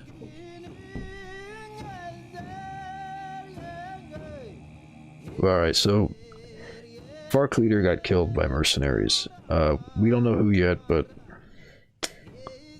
or a former FARC leader of the the Marquetalia, Segunda Marquetalia, which is second. Yeah, I don't know what Marquetalia means. Translate doesn't help either. You need to be the most based in. Overall, it would be a suicide mission. Yeah, fucking using nukes. Yes, it would be suicide for anybody, pretty much. Campaign for nuclear disarmament is where the famous peace symbol. Is it really? I didn't know that. True communism is where you give everyone radiation sickness with a dirty bomb. Yeah, ghoul socialism. Oh my god. Yeah, when everybody's a ghoul, then we'll live forever. And oh god. All right, that's taking a silly turn. All right, major Venezuela opposition leader quits interim government. Let me post that I'm reading this one now.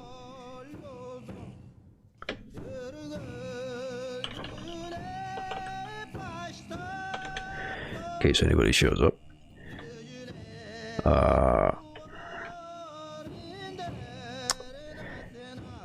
The interim government is not serving its purpose, says Julio Borges, foreign minister for the US-backed interim government, saying it's been damaged. Julio Borges, Venezuelan lawmaker, attends the meeting of the Lima Group in Gatineau, Quebec, Canada, on February 20th, 2020, by Reuters. Caracas, Julio Borges, who serves as foreign minister for Venezuela's US-backed interim government, said on Sunday he would leave his post. Like, what is it even doing? What is the Venezuelan interim government even doing? US-backed interim government said on Sunday he would leave his post, further weakening the opposition just weeks after it was routed in regional elections.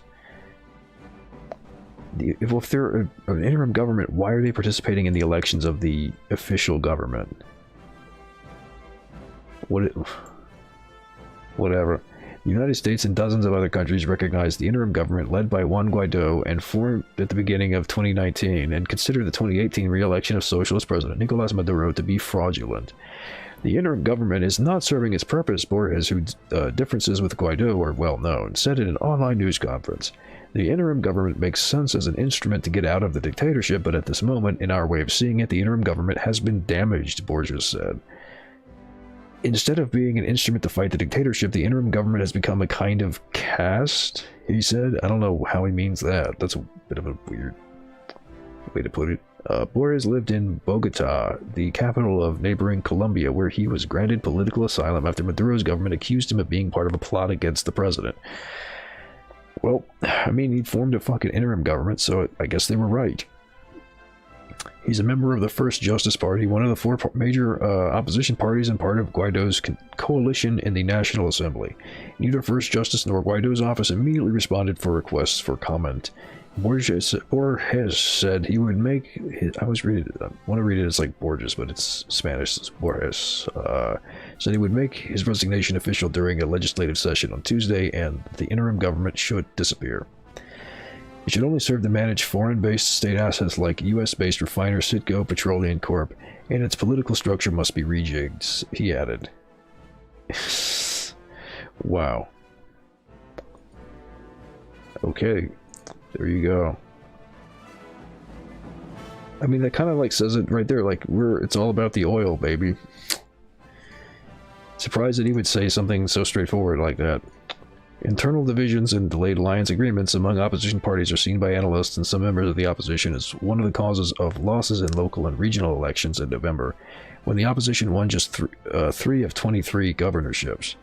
Maduro said on state television that former Foreign Minister Jorge Arreaza would be the ruling party's candidate for a January return of the gubernatorial election in the Barinas state. The Supreme Court of Justice ordered a new vote because of a close race and disqualified opposition candidate Freddy Superlano, citing pending administrative investigations against him. The opposition is backing Superlano's wife, Aurora Silva. So, short version, the opposition interim government in Venezuela is a fucking clown show. Let me see, what's the... There we go.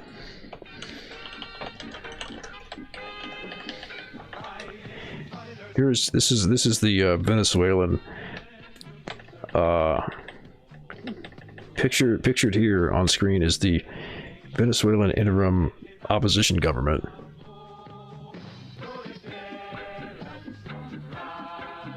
Skincare is a fuck. Oh, the Google thing.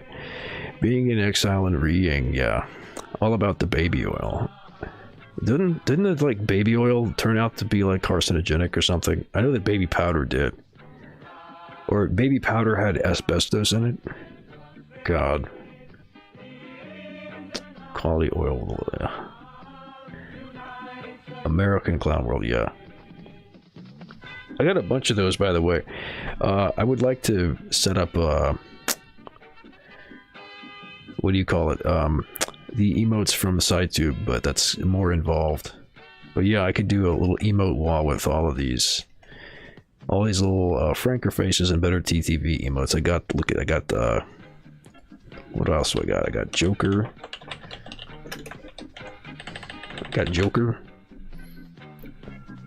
Although he doesn't animate when I guess maybe he's not animated at all. I also have some custom ones, like this one.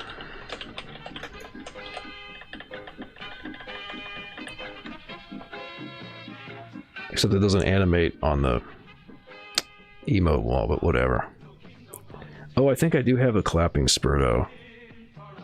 Yeah. I think I'd actually make that one because it was like, couldn't find one. There you go. Actually, hold up.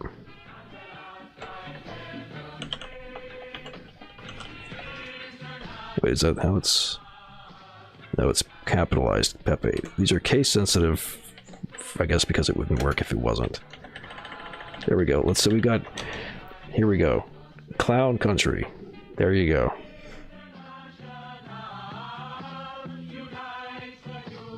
Alright, enough playing around with these goofy features.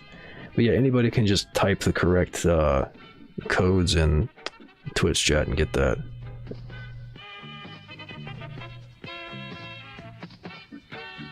I don't think I have a good link I can just share that has the list, but whatever. So there you go. I've got a bunch of goofy emotes up there, and also the regular default Twitch ones work too. But yeah. Was it Ready Good, I think is what it was? Yeah, there you go. Alright, so Venezuela is a joke at the behest of the US. Alright, so what are the other ones? China calling for international consultation of monetary policy. Putin to land in India with eye on military. That one might be interesting. Scientists reveal purple. Oh, okay, I'll read this one. This is a fucking meme one. Yeah, this is the next one I'm gonna read.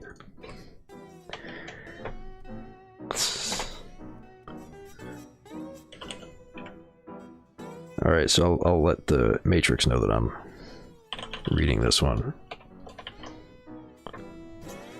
And then post the link so we can get everybody in here if they want to see it. So the monolith in Australia, this was like this... Oh, let me see if I can... There we go.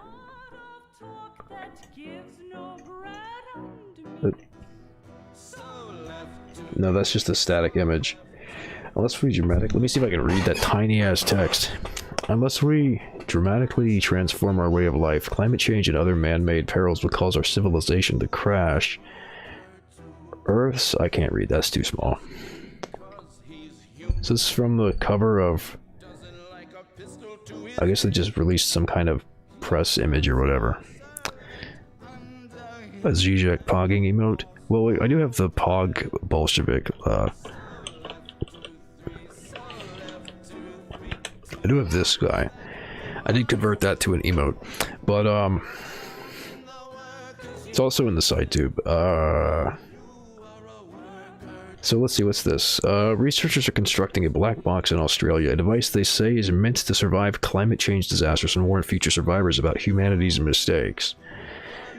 Described as a tool, the monolith is being built to outlive us all, and will be constructed in a remote location in the island of Tasmania, Australian scientists told ABC News. What kind of scientist is doing this? What... Making a monolith to store information is the study of what? How is this science? Oh, we got another story. I can cue that up in a bit. How the West helps corruption in Ukraine. Okay, I'll stick that in the queue. Where was I?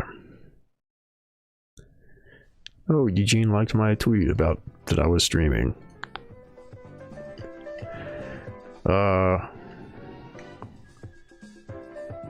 Seed bank. No, it's it's just literally hard drives, I think, isn't it? Where was it? This one. Described as a tool. Yeah, the box being constructed by the University of Tasmania researchers and other collaborators will not actually be ready until the middle of next year, but it's already begun collecting data. The box's storage drives, powered by solar panels with backup battery power, wirelessly collect specific measurements such as land and sea temperatures, CO2 levels, and human energy consumption. Its hard drives also collecting contextualized What? Its hard drives also collecting contextualized headlines around major world events such as the recent COP26 summit in Glasgow. Come on, this has got to be a joke. The 10 by 4 meter steel monolith will be placed between the towns of Strahan and Queenstown. Alright, let me see if I can find that location. Strahan and Queenstown. So... Actually, I think I probably could find it on True Size-O. So Tasmania.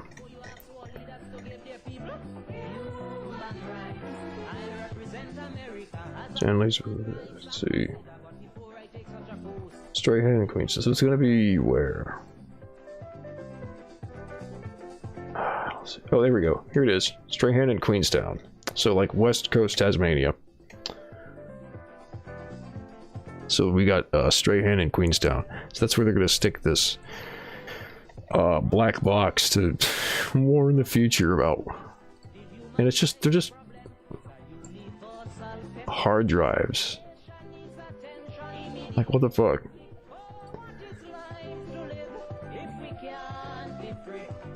And like solar panels don't last that long. The 10 by 4 meter steel monolith will be placed between the towns of Strahan and Glasgow. Okay, that's it. What the fuck?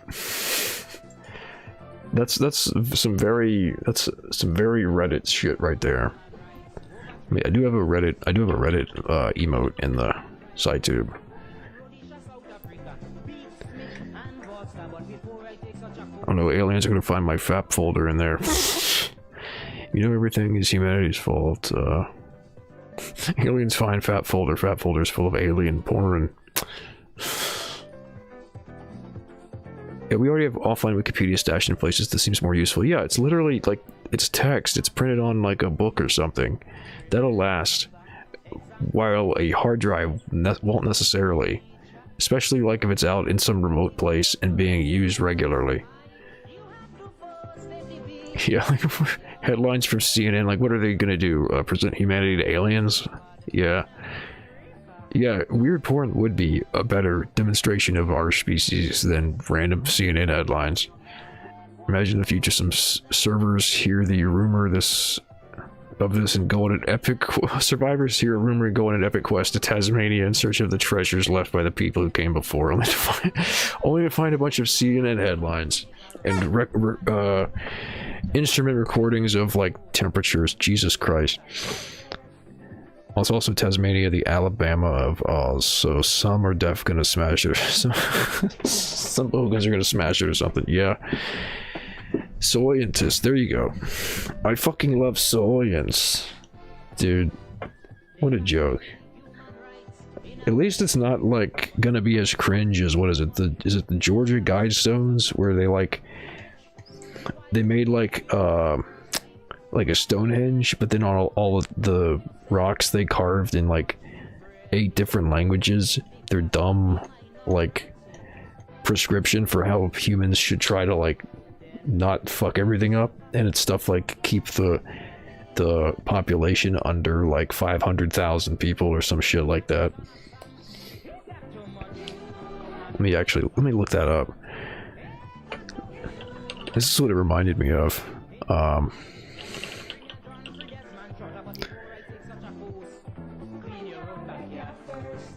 Georgia Guidestones, yeah. Yeah, this is it. That's what it reminded me of. These things. Oh, it's only, is it 6 languages? 10 guidelines inscribed on the structure in 8 modern languages, and a shorter message inscribed at the top in the structure for ancient language scripts. Yeah, this dumb shit. It's like this, except this will actually fucking last because it's carved in stone. You just record some climate data and put it on hard drives. It's not gonna last very long at all.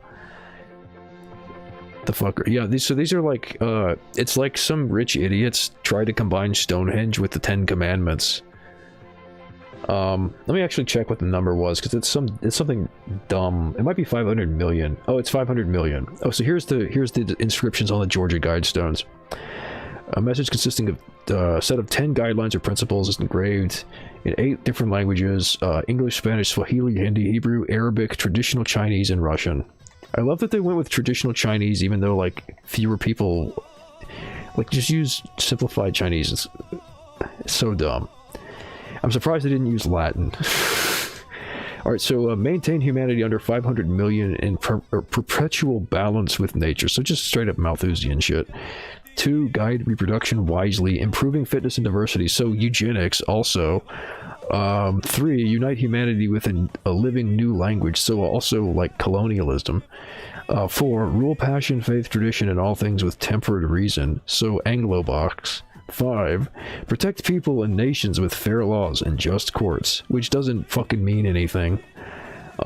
Just like vague nonsense, like the rest of them too. 6, let all nations rule internally, resolving external disputes in a world court. So like, fucking nothing. Avoid petty laws and useless officials. Again, like just tautological nonsense. Balance personal rights with social duties. This is just like lib-centrist shit, but also like the first things they say are fucking eugenics and colonialism and Malthusianism. Number 1 is Malthusian. Number 2 is eugenics. Number 3 is colonialism. Prize truth, beauty, love, seeking harmony with the infinite. What the fuck does that even mean? Be not a cancer on the earth. Leave room for nature. Leave room for nature. It's just fucking stupid. Like, so this is what it fucking reminded me of. Fucking liberal nonsense, dude. Just like, centrist bullshit. Doesn't fucking mean a single goddamn thing. Nothing about, like, that might actually be useful to people. Nothing about the mechanics of politics or history. No insights that are being preserved. And they started off with fucking, better not let too many people be alive at once. Better make sure that you don't let any undesirable people be alive. Better not let people speak any weird languages. It's so fucking gross, dude. And of course it's in Georgia. Of course it's in fucking Georgia.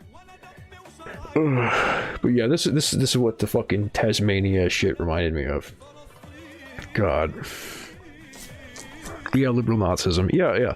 It's like scratch a liberal and a fascist bleeds. You know, that's their solution for the end of the world. It's like, oh, the world ended. Oh, it's like they're being like, oh, hey, the world's gonna end. Time to go mask off. Time to just support eugenics. Time to support fucking colonizing people and forcing them to assimilate into one language. You know, that's what liberalism does to people.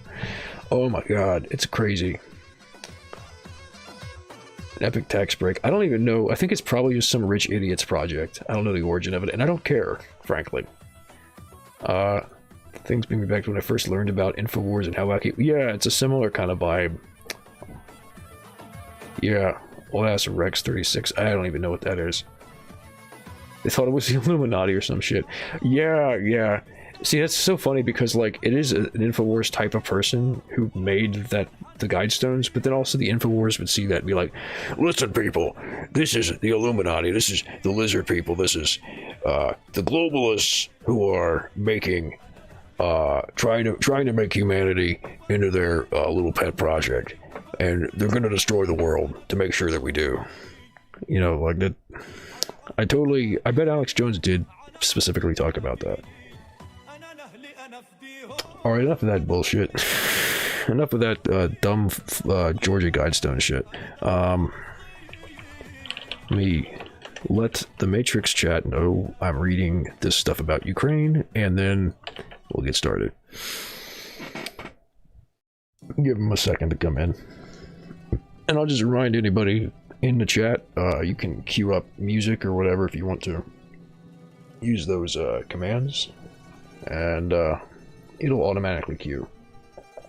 And also, anybody wants me to read a specific article, you can link it to me in any of the chats, SciTube, Twitch chat, YouTube chat, and I'll prioritize anything that's given to me. So far, I've mostly been reading stuff that's been recommended directly. I read the top story from News Anon, I think is in the chat, actually, but so far, that's the only one that I've read, I think. Maybe a couple others. But yeah, so that's the next one up, is how the West helps corruption in Ukraine. Rex 36 was that wacky FEMA camp thing? Oh, okay. Yeah, I remember the FEMA camps. I don't remember I've never heard Rex 36, I don't think. But yeah, FEMA camps, yeah, that was like the meme that InfoWars was doing. Was like, listen everybody, they're gonna put us in FEMA camps. It's the pretense that they're gonna save us from ecological disaster. That's what all this global warming stuff is about. They're gonna put us in FEMA camps that are actually concentration camps. I remember that was like the big thing that Jones was doing. Alright, let's see. Ukraine's anti-corruption agency is facing a public image crisis at home. Changes are opposed by the West, which is focused on aiding in the fight against corruption in the country. This is from New Eastern Europe. This is the headquarters of the National Anti-Corruption Bureau of Ukraine in Kiev. Just as in the days of Yanukovych, corruption still remains a difficult issue in Ukraine.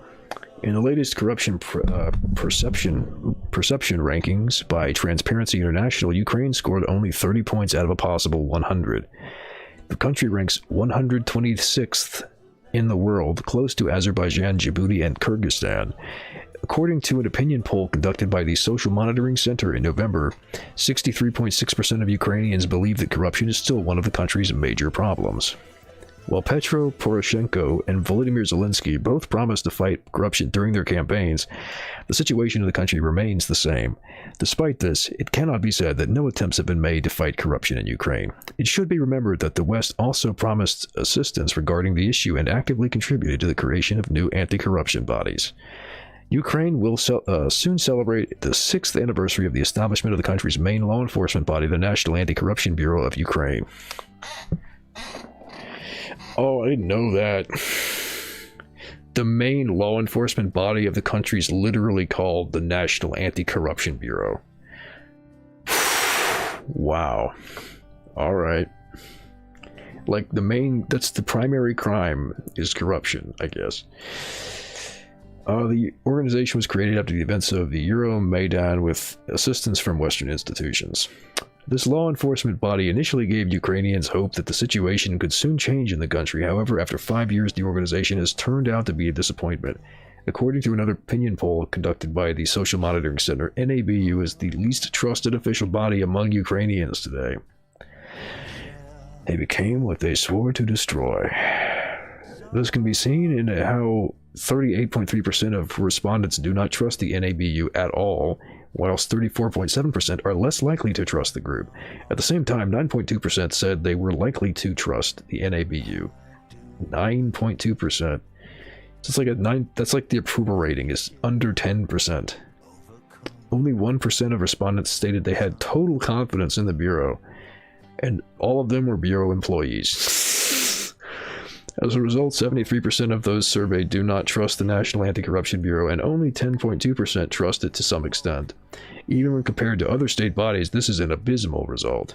This low level of support is caused primarily by the National Anti-Corruption Bureau's lack of results and its current role within Ukrainian politics. Oh, somebody likes my voice.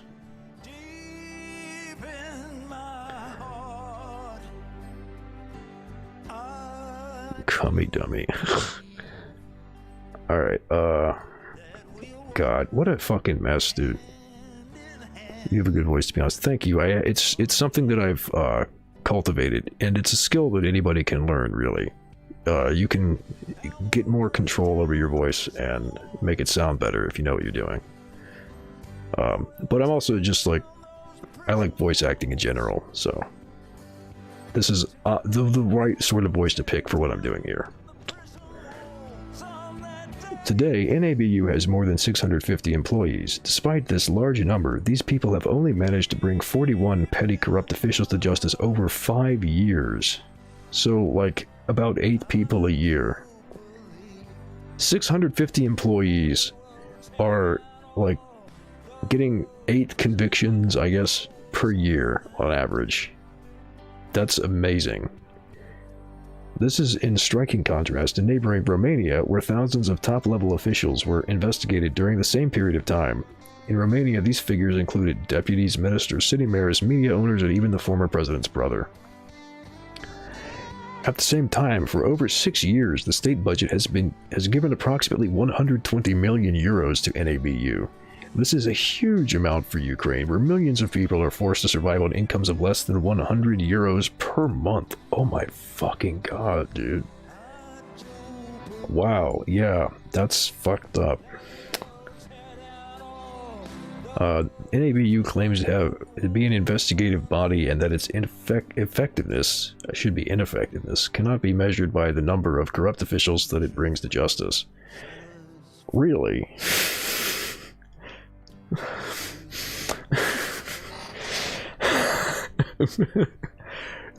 You see, yes, our purpose is to stop corrupt officials, but you can't judge us by how many we stop. The Bureau recently reported that in the first half of 2020 it started 406 criminal proceedings. Simultaneously, 125 persons were notified of suspicion and 33 cases were sent to court. Okay, so that just shows how, like, so 406 criminal proceedings, 41 petty corrupt officials were brought to justice. So a 10% conviction rate. Simultaneously, and 406 is like hardly This one bureau has, what, 650 employees? 406 for, like, out of all government and also not government, but affiliated with the government figures. That's all they got in 5 years? In, like, one of the most corrupt countries on Earth. Come on. Simultaneously, 125 persons were notified of suspicion and 33 cases were sent to court. A significant amount of funds have been returned to the state budget by persons currently under investigation. It's impossible to fairly assess the activity of the NABU. An audit of the state body has never been carried out despite the fact that it is required by law. Yes, let's not audit the Anti-Corruption Bureau. Let's not do that. Why would we do that? Why would we audit the bureau that is supposed to be stopping corruption? Surely they must be, like, why would you investigate internal affairs? Of course they're doing their job. It's not important that we check up on that and make sure or anything. It's not like they would be the target for bribes. Morning, Eugene. God, this is so nuts. I need to put some, hold on. I think that's the right one, yeah. I don't have a Ukraine emote, but I can put some Pepe clowns up. Yeah, you really have to fuck up to be convicted by this shitty agency. 650 employees, 8 convictions a year. So, yeah, 10% convictions. It's 406 charges, they said, and only 41 convictions. So about 10%, a little more than 10%, but God, wow. Everything is Russia's fault. Oh, of course. It's those Russians, the scheming Russians. Ukrainian politics is like permanent Rachel Maddowism. Ugh. Ugh. Don't remind me of Rachel Madcow. Dude, people talk about how shitty Fox News is, and they're not wrong, but like, damn, bro. The MSNBC juice, whatever that Kool-Aid is they're drinking, that's some strong shit. What's the... I'm not going to do it right now, but it makes me want to pull up that video of them talking about how Trump is finally over. The walls are closing in for 4 fucking straight years. Ugh. At least Fox can be funny. They are usually more funny, I guess, yeah. Alright, anyway. In addition, NABU has suffered from serious problems with its public image. This is especially true following NABU's head, Artem Sitnik's attempt to cover up a luxury vacation at a holiday camp. This was paid for by an unknown third party and ultimately resulted in Sitnik being placed on the corrupt officials register. The need for a change of head and reboot of the Bureau has been discussed for years. However, for some reason, these attempts have been sharply opposed by Western organizations. Oh, why would that be, I wonder? These organizations continue to insist that Artem Sitnik should keep his position. The position seriously undermines, and it's not just like that somebody competent should keep the position, but specifically this one guy.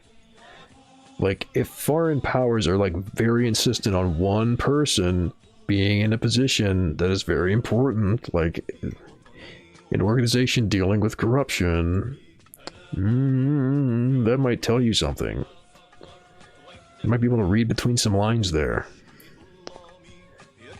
Didn't Fox have Wolf on at one point? I'm still blown away by the Bernie Sanders town hall they did on Fox. The fact that they gave him the fairest shot of anybody is hilarious. And the fact that their audience, like, almost unanimously was in favor of everything that he was saying, and the hosts were like shitting themselves when they watched the audience just like raise their hands. It's like, so yeah, who thinks that it would be a good idea for everybody to have healthcare? And then like all of the Fox boomers are like me, and the hosts just like are like, oh shit. That was funny. That was very funny.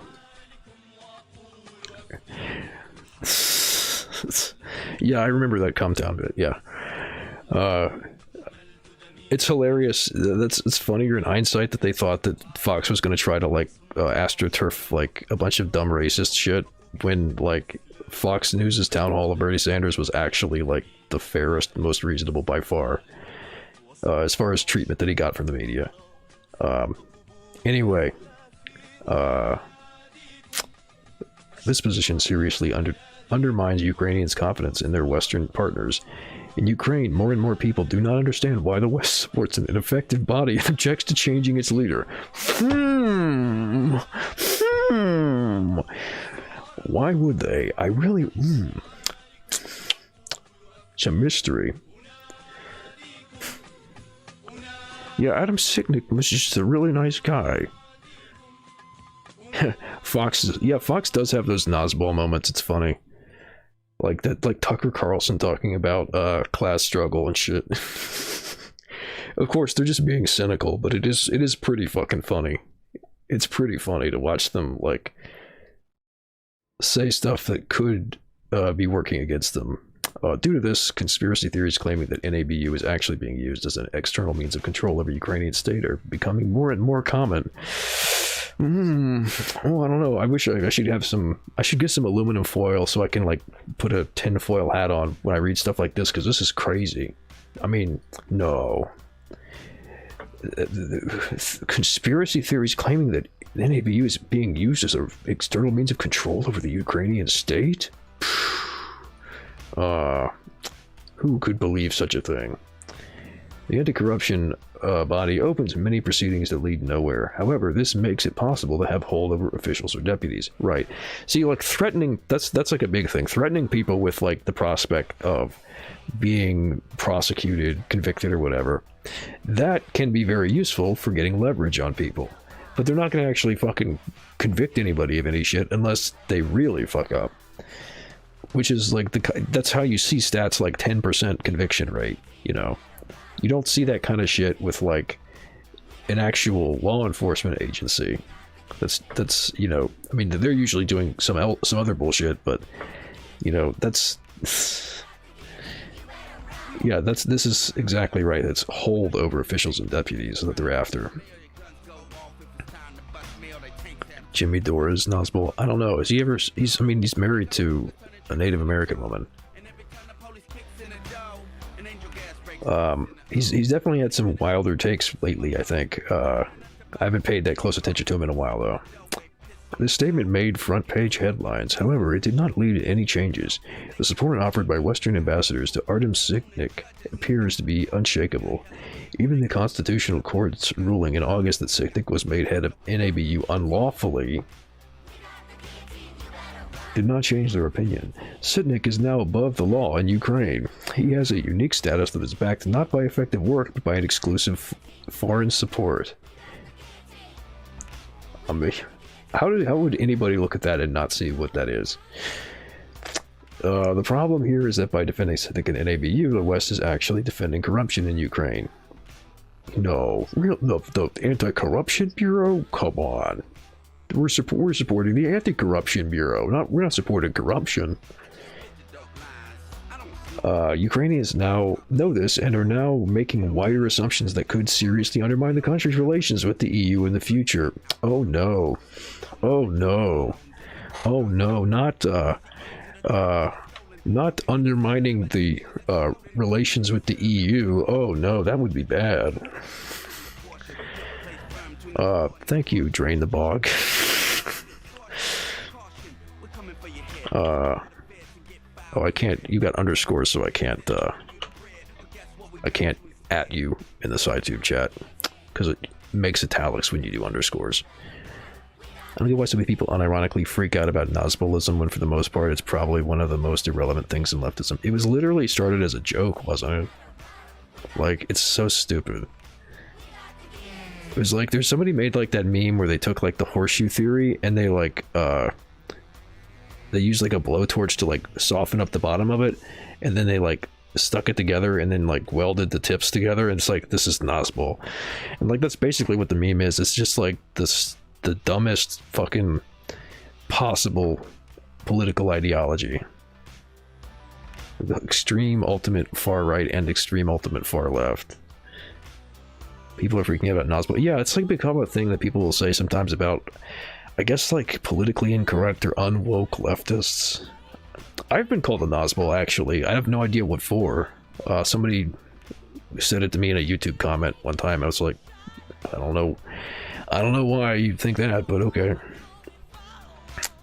But yeah, Nazbol was only real in 1910s. You know, there's like Strasserism and shit like that, but anarcho-Nazbol would be like the uniting the three separate prongs, like the like whatever like the ultimate MLM communist end is, with like the Nazis with the anarchists be like fused together in like a tripod of power.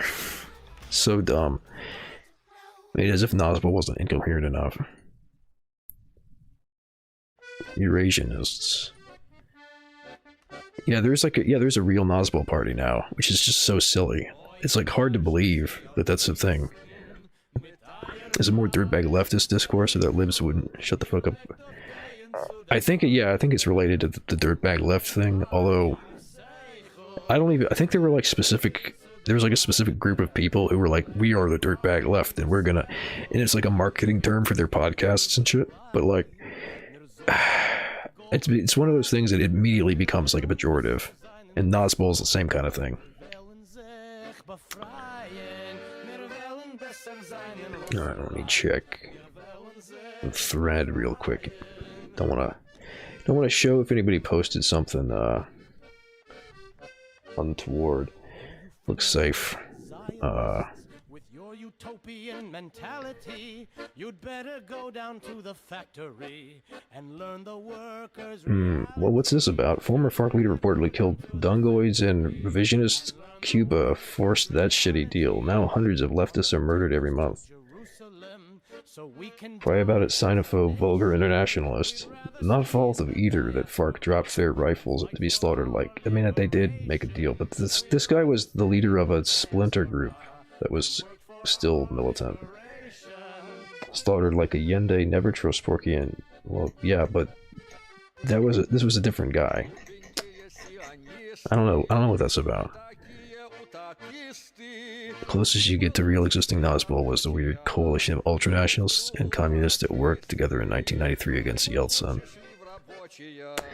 Nazbol is when leftypol breeds with Pol and as a child. I mean, like, leftypol was a splinter off of Pol in the first place. But, like, people don't realize this, but Pol wasn't always, like, Nazis. It used to just be people talking about politics.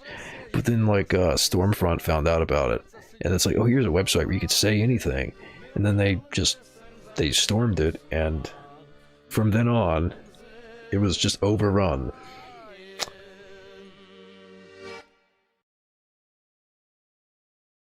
Alright, let's check the Putin and India thing. That looks like it might be interesting.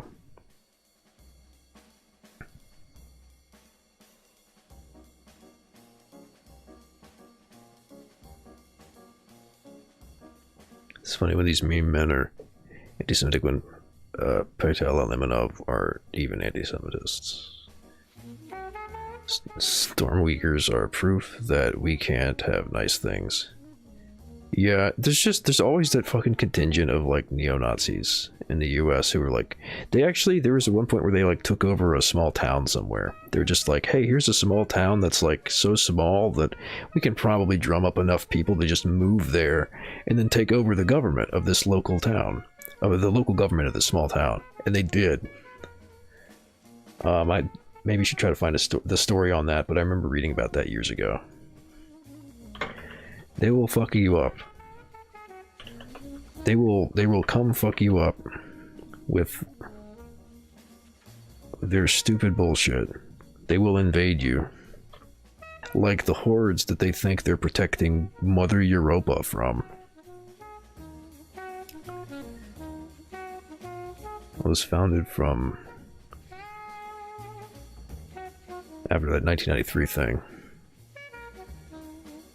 What was it, Harrison, Arkansas? Maybe. I don't remember the name of the place.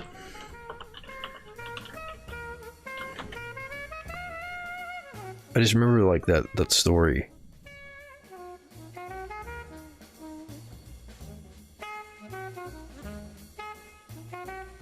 I'm not seeing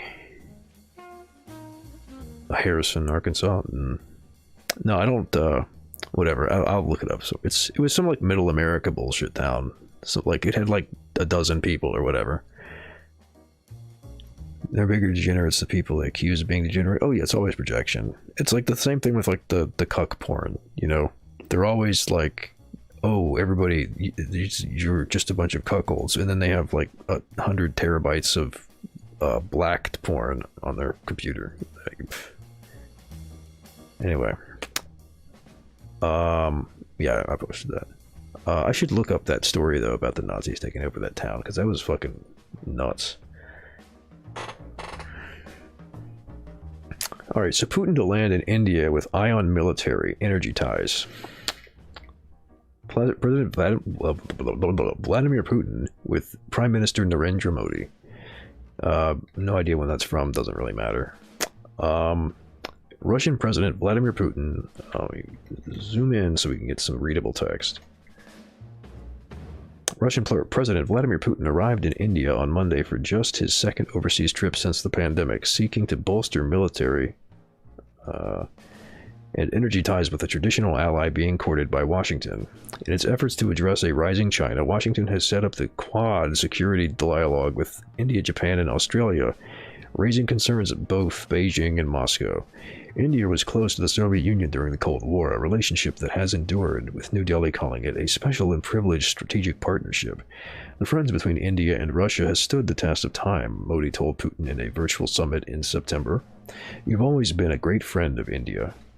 It is only the Russian leader's second trip abroad since the coronavirus pandemic began. He skipped both the G20 and COP26 summits this year, after a June summit with U.S. President Joe Biden at Geneva. It's hugely symbolic, said Nandan Unikrishnan. Yeah, Unikrishnan from the New Delhi-based Observer Research Foundation think tank. There has been a lot of speculation about the nature of the India-Russia relationship and whether it is fraying because of Russia's closeness with China and India's with the U.S. But this visit puts all that to rest. Oh, I'm sure it does. Nonetheless, Putin has to contend with complex regional dynamics, with tensions mounting between New Delhi and Beijing, traditionally an ally of Moscow, following deadly clashes in a disputed Himalayan region. Russia's influence in the region is very limited, said Tatiana Belousova of OP Jindal Global University in Haryana, mostly because of its close ties with China and unwillingness to act in dissonance with the Chinese regional interests.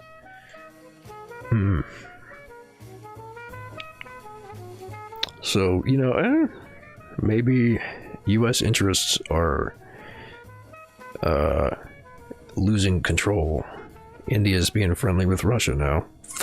I mean, that they weren't, but they're getting more cozy. That didn't do to us. Oh my god. India is very complex. Weird, maybe. Complex for sure. Going quad in this news. India is guaranteed to not side with China. Interesting. Sang Parivar fascists. Hindutvas are committed to the fascist movement and got lots of friends in the U.S. regime. Yeah. Oh, hey, Gene. They love Trump. The government do it just to tick off China for shits and giggles. Wait, which does it? Oh, India. Yeah. If India is not going to fall in line with America, it would be because there is a revolution, and revolutions don't happen now. I don't know, man. India has some stuff brewing. The farmers thing was a really big deal. There was a story on that the other day that News Anon posted, but I missed because I was not streaming. But like that was a big movement, and there's, you know, they still got the the Maoists up in the Northeast. Kerala is still going strong, you know. There's some speculation about India maybe having a revolution. We could see. Revolutions never worked the way a lot of Marxists assume they did. Well, it's true that they always go differently when they actually happen. Drain the bog. There's more Trump memers everywhere, posting their gay prey and support for Trump when he lost. Yeah, I don't know. It's nuts that Trump supporters are still so prevalent. But I guess, you know, that's what happens when you start a cult. There's people still hanging out in Dealey Plaza waiting for Kennedy to come back. To be fair, most of the world was rooting for Trump because it was funny to watch America. Yeah, I guess there were definitely people who were of that mentality, including a lot of Americans. just watch America shit the bed.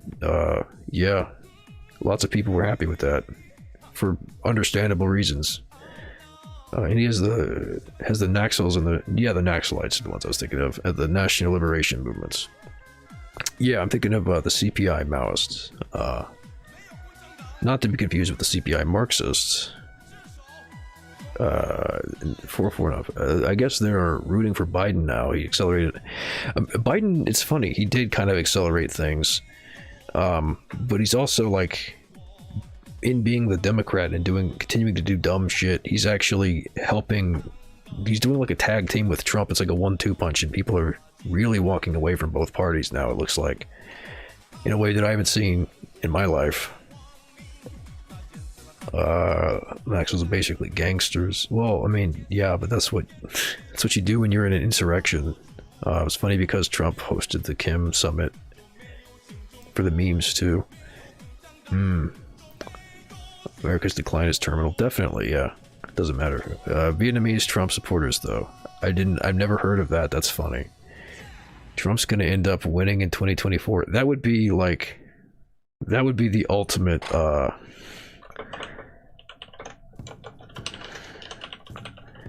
if Trump won in 2024, I'm just gonna be spamming this all day long. You can't seriously think Trump did anything that strengthened America's position on anything? Yeah, I don't think he did. No. Trump can't win again. No, I think that he could. I think this country's dumb enough that he could. And moreover, the Democrats can't find somebody to run who could beat him. Like, who are they gonna send? Kamala? Come on.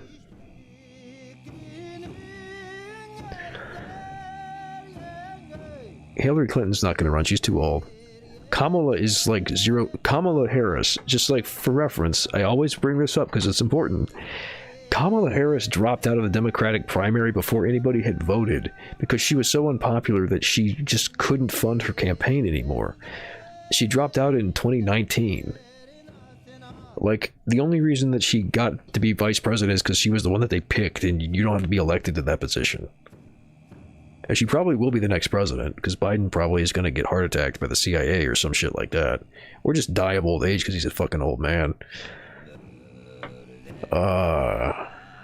Trump was discredited after 2020 anyway. I mean, yeah, but doesn't mean he's not going to be able to run again. It would be hilarious to watch the shit show of him trying to run. She's reappearing on the news everywhere. Hillary? Oh no. Hillary can't run again. She's too old. She wouldn't make it. She was practically falling apart in 2020. I mean, 2016. 2020, that's eight years later. There's no way Hillary Clinton could run. She'd like to be president, but she wouldn't. Again, she would lose. Like, if it was Clinton against Trump again, she'd still fucking lose.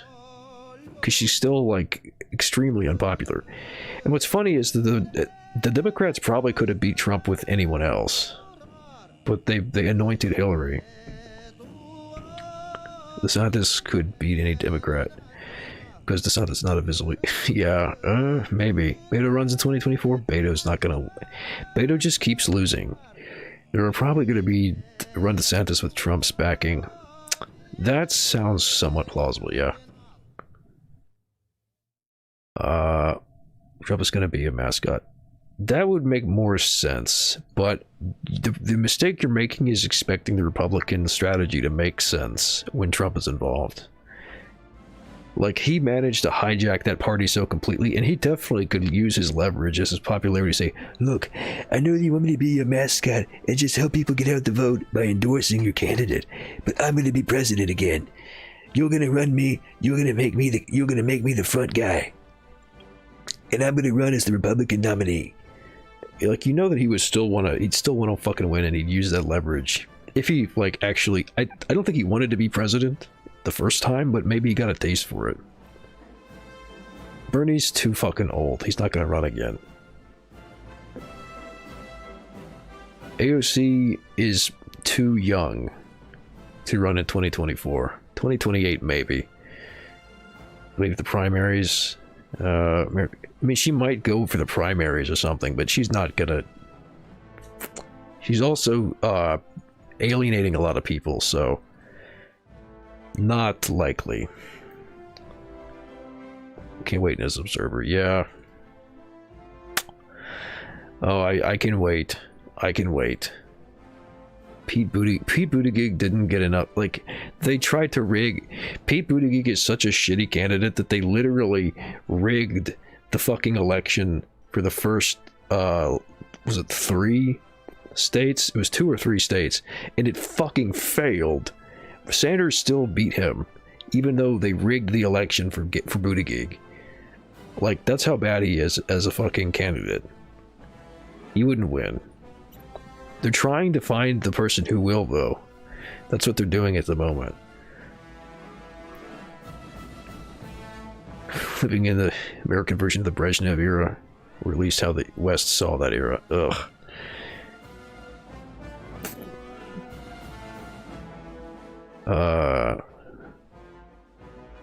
Who's born in 80? AOC? 89's probably about right. I mean, she's too young, not in the sense that she can't run. I mean, she should be old enough to run, right? Yeah, but I mean, she's too young as like a politician in terms of experience. AOC's too young to like be a credible candidate. Chances are Democrats implode in 24. They're already kind of imploding. The Republicans are kind of imploding too. It's just not happening all instantaneously. It's a slow process. Visibly not giving a shit for the past decade, and we're in the middle of a die-off. Yeah. I mean, the whole country is kind of like at that point where it's starting to like tumble down the hill. After we've like, we're over the precipice now. We're just kind of like slowly tumbling down. They're gonna die in the next few. I don't think they're gonna die, but they're gonna start. People are gonna start doing stuff like the People's Party or whatever, trying to find like alternatives for sure. But they're too entrenched in the system at this point to actually be ousted from their positions as the two parties. I don't think that's possible. Like, in order to replace the two parties, you'd have to literally overthrow the government, I think, at this point, given how much they've like entrenched themselves in the electoral system at like a logistical level. There's so many dumb little finagly things about running in elections that are like completely cooked. Like you cannot get anywhere as a third party at all. Like it literally is like a one-party state type of thing. So like it's the US government and these two parties have basically become inseparable. It's like you know, an operation that would remove the tumor would kill you type of thing. So that's gonna be a fucking interesting. It's gonna be an interesting fucking decade. That's for sure. Oh my god. Third parties will be viable. The problem is, it's just there's too much stupid red tape. Like they can screw you 6 ways from Sunday. It's just not viable. Like there's so many weird little rules for every single place. Like for state and local, maybe state and local elections that tend to be disregarded, which would also start pushing the country toward balkanization if you have a bunch of third parties that are able to get power at local levels. But it's just like there's nothing you can do with it at this point to fix it. Like it's like a machine where all the moving parts have become like welded together from overheating and they can't really move anymore. Like, there really needs to be rebuilding stuff from the ground up. And actually, there's in the Matrix chat, we've got some people talking about like some theories about how to do that kind of stuff and sell people on the idea of like a new constitution for the United States, basically like rebuilding things kind of from scratch, at least politically speaking, because of how much of a fucking mess everything is now. I think people are getting tired enough that they'd be open to that sort of thing. Like a new constitutional convention or something. Nobody's interested in balkanization. I don't know about that. There's definitely people in the United States who would be down for some of that. But yeah. Yeah, alright. I think we've talked about US electoral politics for enough. Even though the US is geopolitically significant, let's keep going with the story on India and Russia. People in the US look at the Constitution like it's a sacred scroll. Yes and no. I think that there's lots of people who value like the idea of it and the creation process, which would leave people open to the idea of a new one or something to replace it. But anyway, quite remarkable. The Kremlin said last week that the talks will be dominated by defense and energy issues, with the boss of Russian energy giant Rosneft, Igor Sechin, also ascending as a number of important energy agreements were on the table. Russia has long been a key arms supplier to India, which is looking to modernize its armed forces, and one of their most high-profile current contracts is for the long-range S-400 ground-to-air missile defense system. The deal, worth over $5 billion, was signed in 2018, and deliveries have reportedly begun, but it threatens to upend the burgeoning relationship between New Delhi and Washington. The United States has threatened sanctions under the Countering America's Adversaries Through Sanctions Act, which is aimed at reining in Russia, and the State Department said last week that no decisions have been made on any waivers for India. The problem is, if you start sanctioning too much, you start sanctioning everybody, then everybody's under your sanctions, at which point they'll just deal with each other. Played yourself. Our Indian friends clearly explained that they are a sovereign country and that they will decide whose weapons to buy and who will be India's partner, Kremlin spokesperson Dmitry Peskov told reporters on Monday. That's right, get fucked. Kinda hate the song in English. Alright, I'll skip it. It's funny, Russia backed both Pakistan and India. Yeah, he's playing both sides. What's the... Yeah, hold on. Yeah, Putin is playing both sides, so he always comes out on top.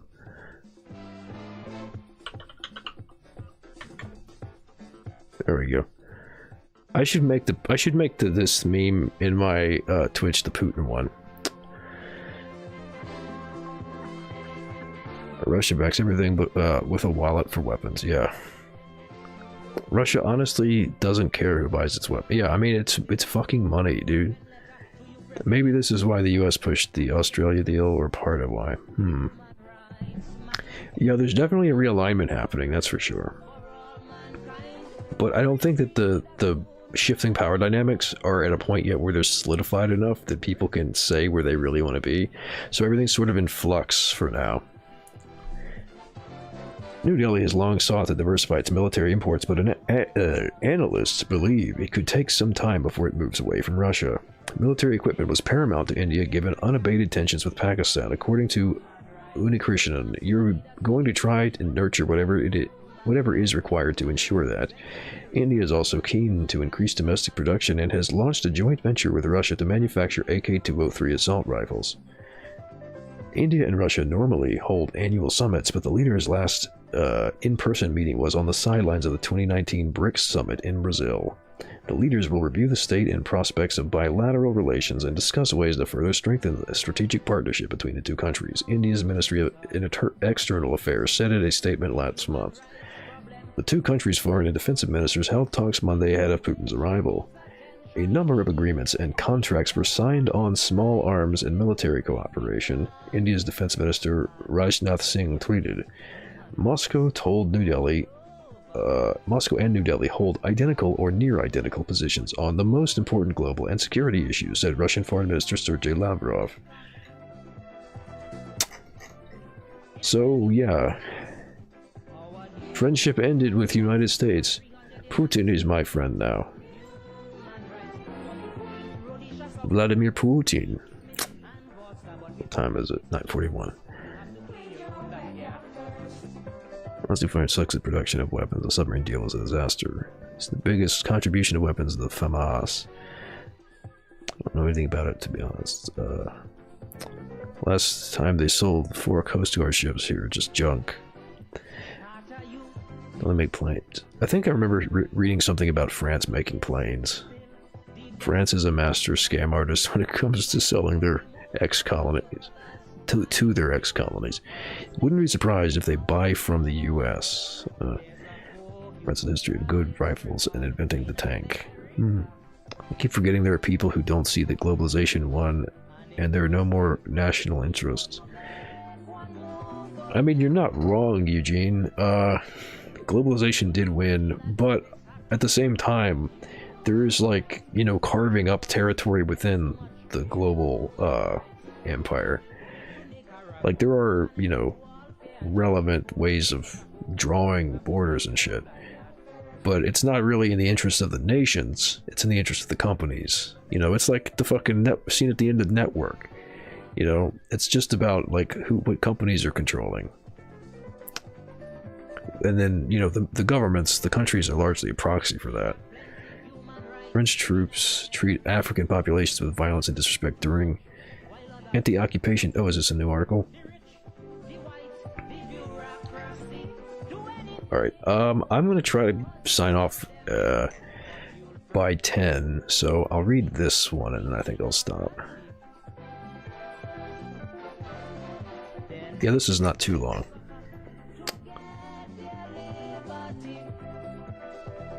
Also, sign off before I start losing a lot of viewers. Ended up with like 3 at the end last time. 12 is good, I hit fucking 15 earlier.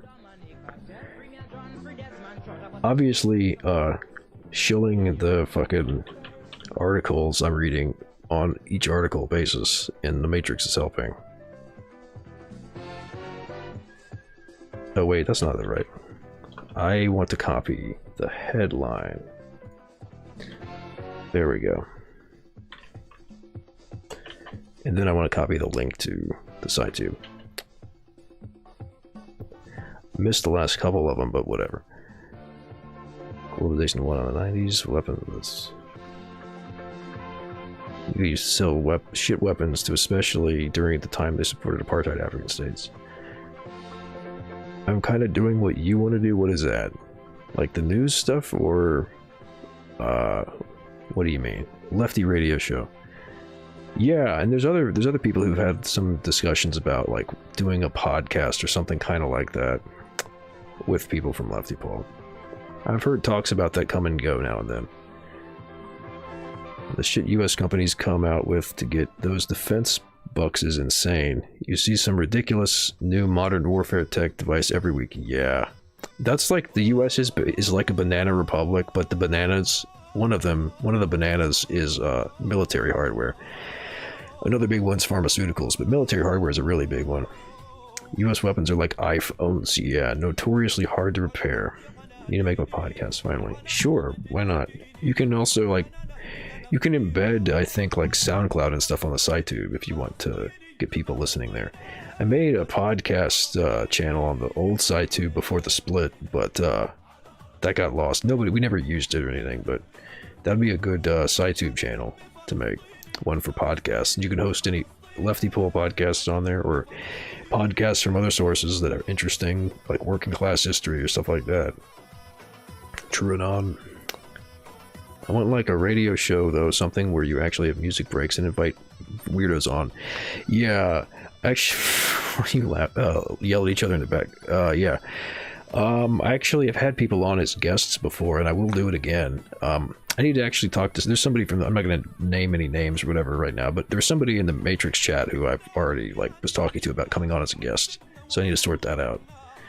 I might be able to do that tomorrow. Oh hey, people on YouTube is watching. How you doing? They can be bricked if you try to modify them. Yeah. It's hilarious to sell. Like, it's bad enough when companies are selling people products that just stop working if you manipulate them or tamper at all, like the John Deere tractor situation, but a fucking military hardware that fucks up, like, intentionally as like a DRM function is hilarious, because in a battle situation, you don't know what might happen because of the enemy's weapons.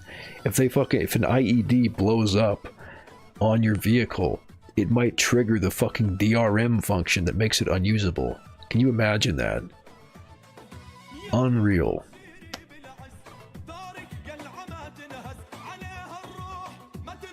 Coast to Coast with Art Bell, only as opposed to schizos, it's left to schizos. Yeah. That would be... Yeah, I would like to do a similar format to like what Joe Rogan does, except, you know, invite on people who aren't batshit insane. Or like rightoids or whatever. I think that the left could use like a Joe Rogan type of podcast that are just like interviews with interesting people. Just like long form podcast interviews. US rockets have DRM? What the fuck would you... Why would you even... It's a rocket, it's a single-use thing. Joe Rogan has parody podcast. I mean, he kind of is at this point, isn't he? Alright, I think I got some people in, so let's read the article, actually. Can I... Yeah, I can just scroll over. Alright. So was the picture labeled? No, it's just... Oop. I just opened it again in another window. Okay. French troops treat African populations with violence and disrespect during anti-occupation demonstrations. This is November 30th, 2020. Bro joking, but with drunk spiritos. I mean, they already kind of do the show high, don't they? Isn't there literally DLC with Tesla cars? Yes, there is. You can buy like the faster software. Like all the cars have the same, they're the same thing, the same hardware, but you can like, or a given model is all the same hardware, but you can buy like DLC that gives you a higher top speed and better mileage. All the cars are capable of it, but you only get it if you pay. Tesla's a pioneer when it comes to scummy gaming tactics and real products. Yep, it's literally video game pricing model, but applied to cars. Also really terrible labor practices. Anyway, French troops treat African populations with violence and disrespect during anti-occupation demonstrations.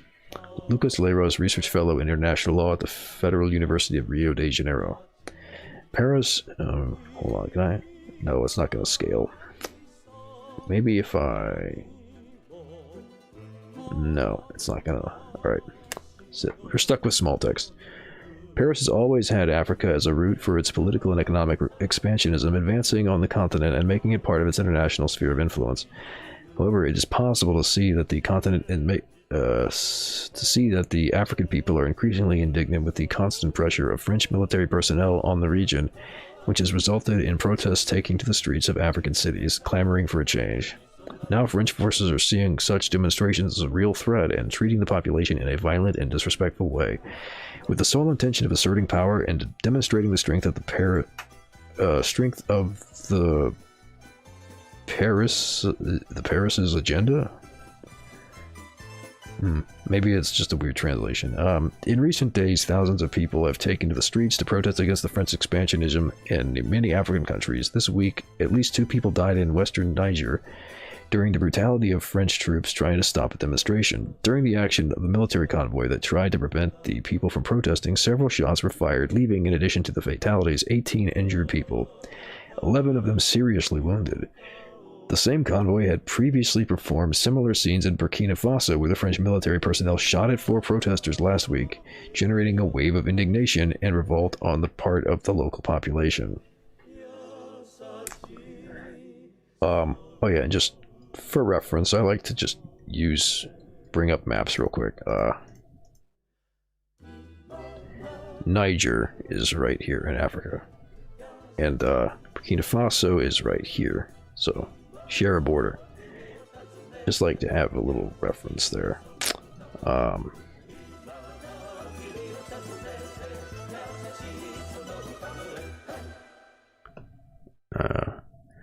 Yeah, if you're talking about gaming price models for cars, half of an explosive bomb fueled by lithium. I don't even know where that came from. Oh, half of their Tesla hasn't been released yet, but pre-orders are still coming in.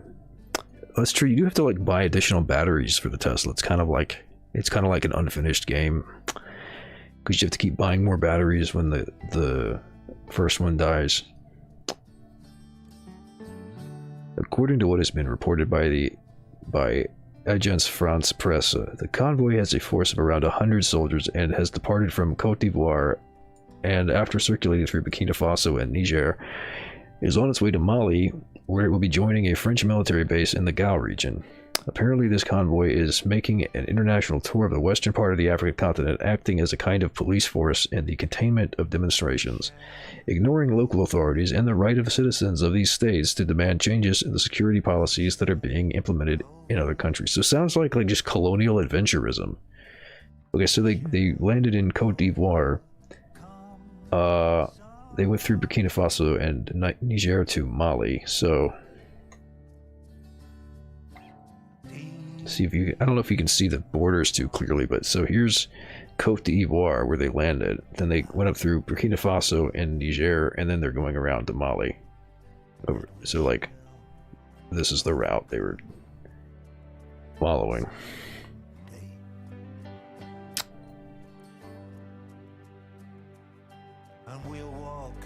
The French forces reported that the shooting in Niger was motivated by the protesters' own actions. Of course it was, yeah. According to the troops, the protesters tried to block the convoy's passage, which was why the soldiers, trying to open the way, acted with the use of force. Obviously, regardless of the actions taken by the protesters, it is inconceivable for trained military personnel armed with war equipment to act with total force against unarmed civilians. Although it is admitted to partially use military power to disperse protesters, it is absolutely reprehensible that this resulted in lethal gunshots killing innocent civilians who only exercised their civil right to protest against the presence of foreign troops in their country. Just neo-colonialism things. Does anyone else feel like depleted uranium is just a normality now? Hey, we've got to get rid of that nuclear waste somehow. What better way to get rid of nuclear waste than shelling a foreign country and making the land uninhabitable for a long time in the future? Think of the nuclear power plants that need to get rid of. Think of them. I know it's insane that they do that shit. Half of an explosive bomb. Right, yeah. Yeah, like, it's like a dirty bomb, right? Just like... they use it, I think, in shells, basically. There might be some, like, actual use for it, because it's, like, denser, I think, than, regular or enriched uranium. But, yeah, it's unbelievably fucked.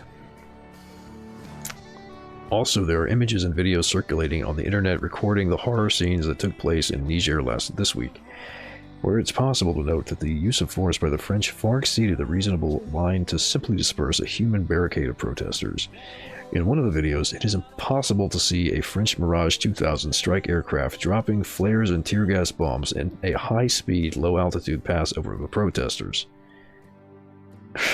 Just bombing people with fucking planes, dude.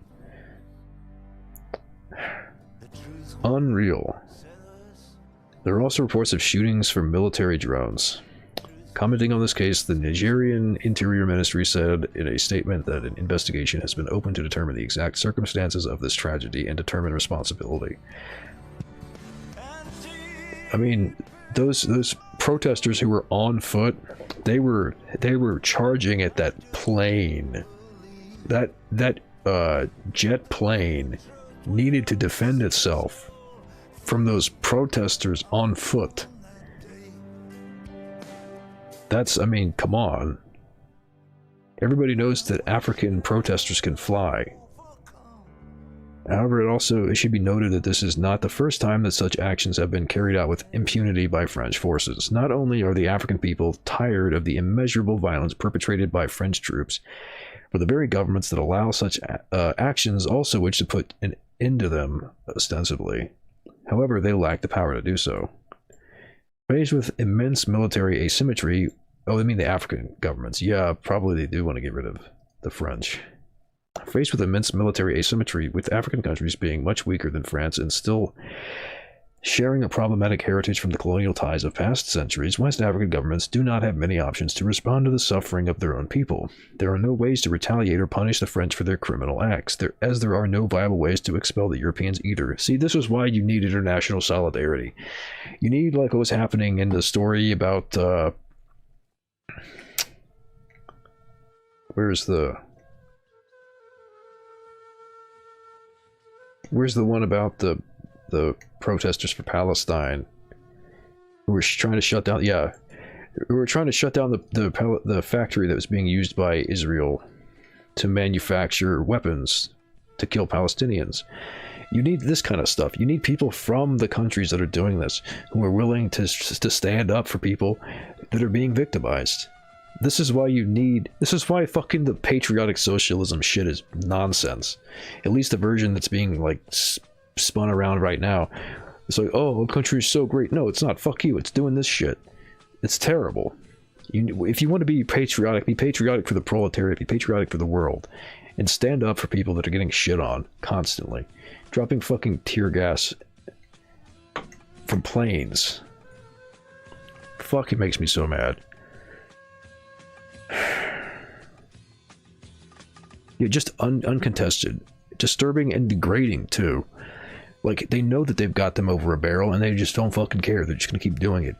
It's why you need people, I mean, not to diminish the agency of African people, but you need people from countries that are doing this to stand up in solidarity and say, like, enough of this shit.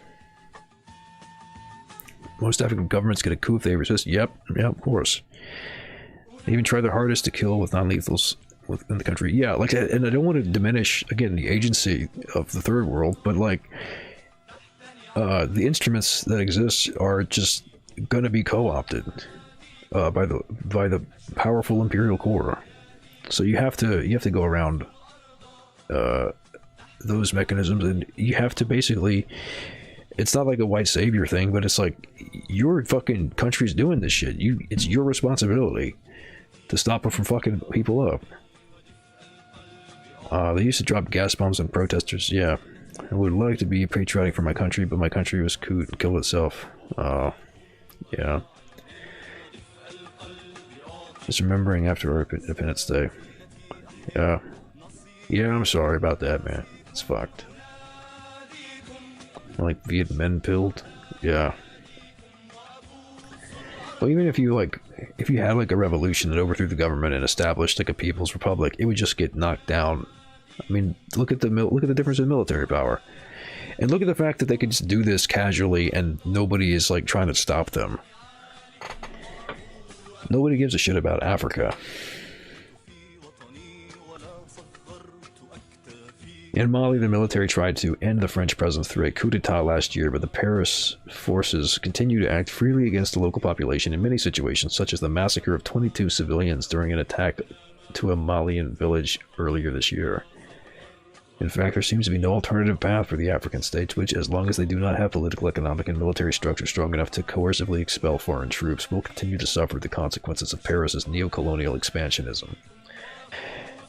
France, on its part, has diminished its interest in the African continent. The failure of the occupation of the Sahel showed that the French project through Africa was unfeasible, and that therefore Paris should change its focus on international projection, which has gradually turned to the European and Mediterranean space itself.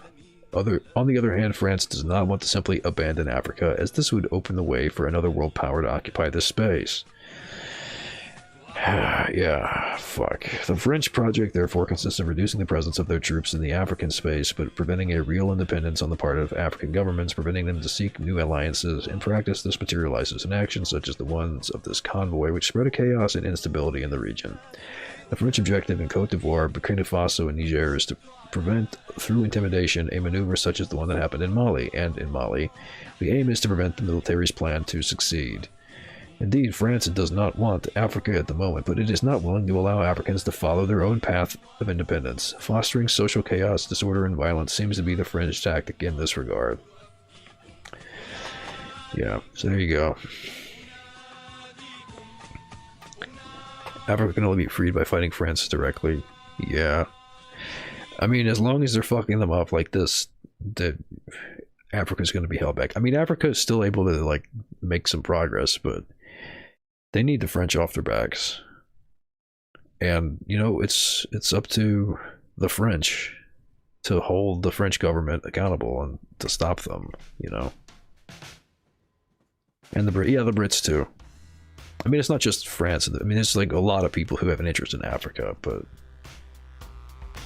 yeah, that's like the thing. If your country is fucking up somebody, you have a responsibility to try to like combat it. Not to say that like everybody has just control over what their country, the government does, but you know, if you want to stop the process, you can stop it at the source.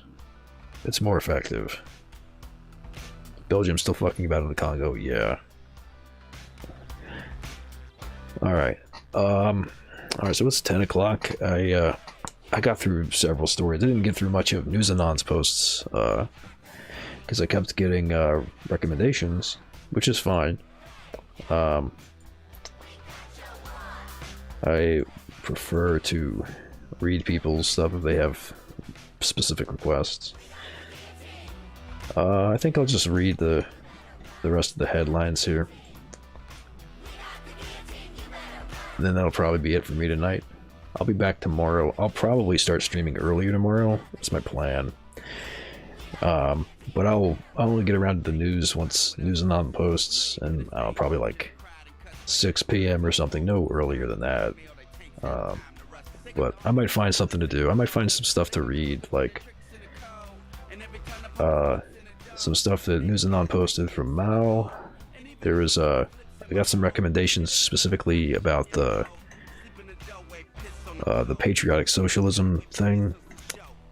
That might be good reading material to like remind people of what past communist leaders actually had to say about things like that. But yeah, so thanks for reading. Oh yeah, sure. If you have any suggestions, no, it's cool. I understand. I was. Oh, and actually, I want to say this on stream too. I doubt that they're watching at the moment, but I was a dick to somebody in the Matrix chat earlier, and I should apologize for that because it was a choice that I made, knowing that it was the shitty thing to do.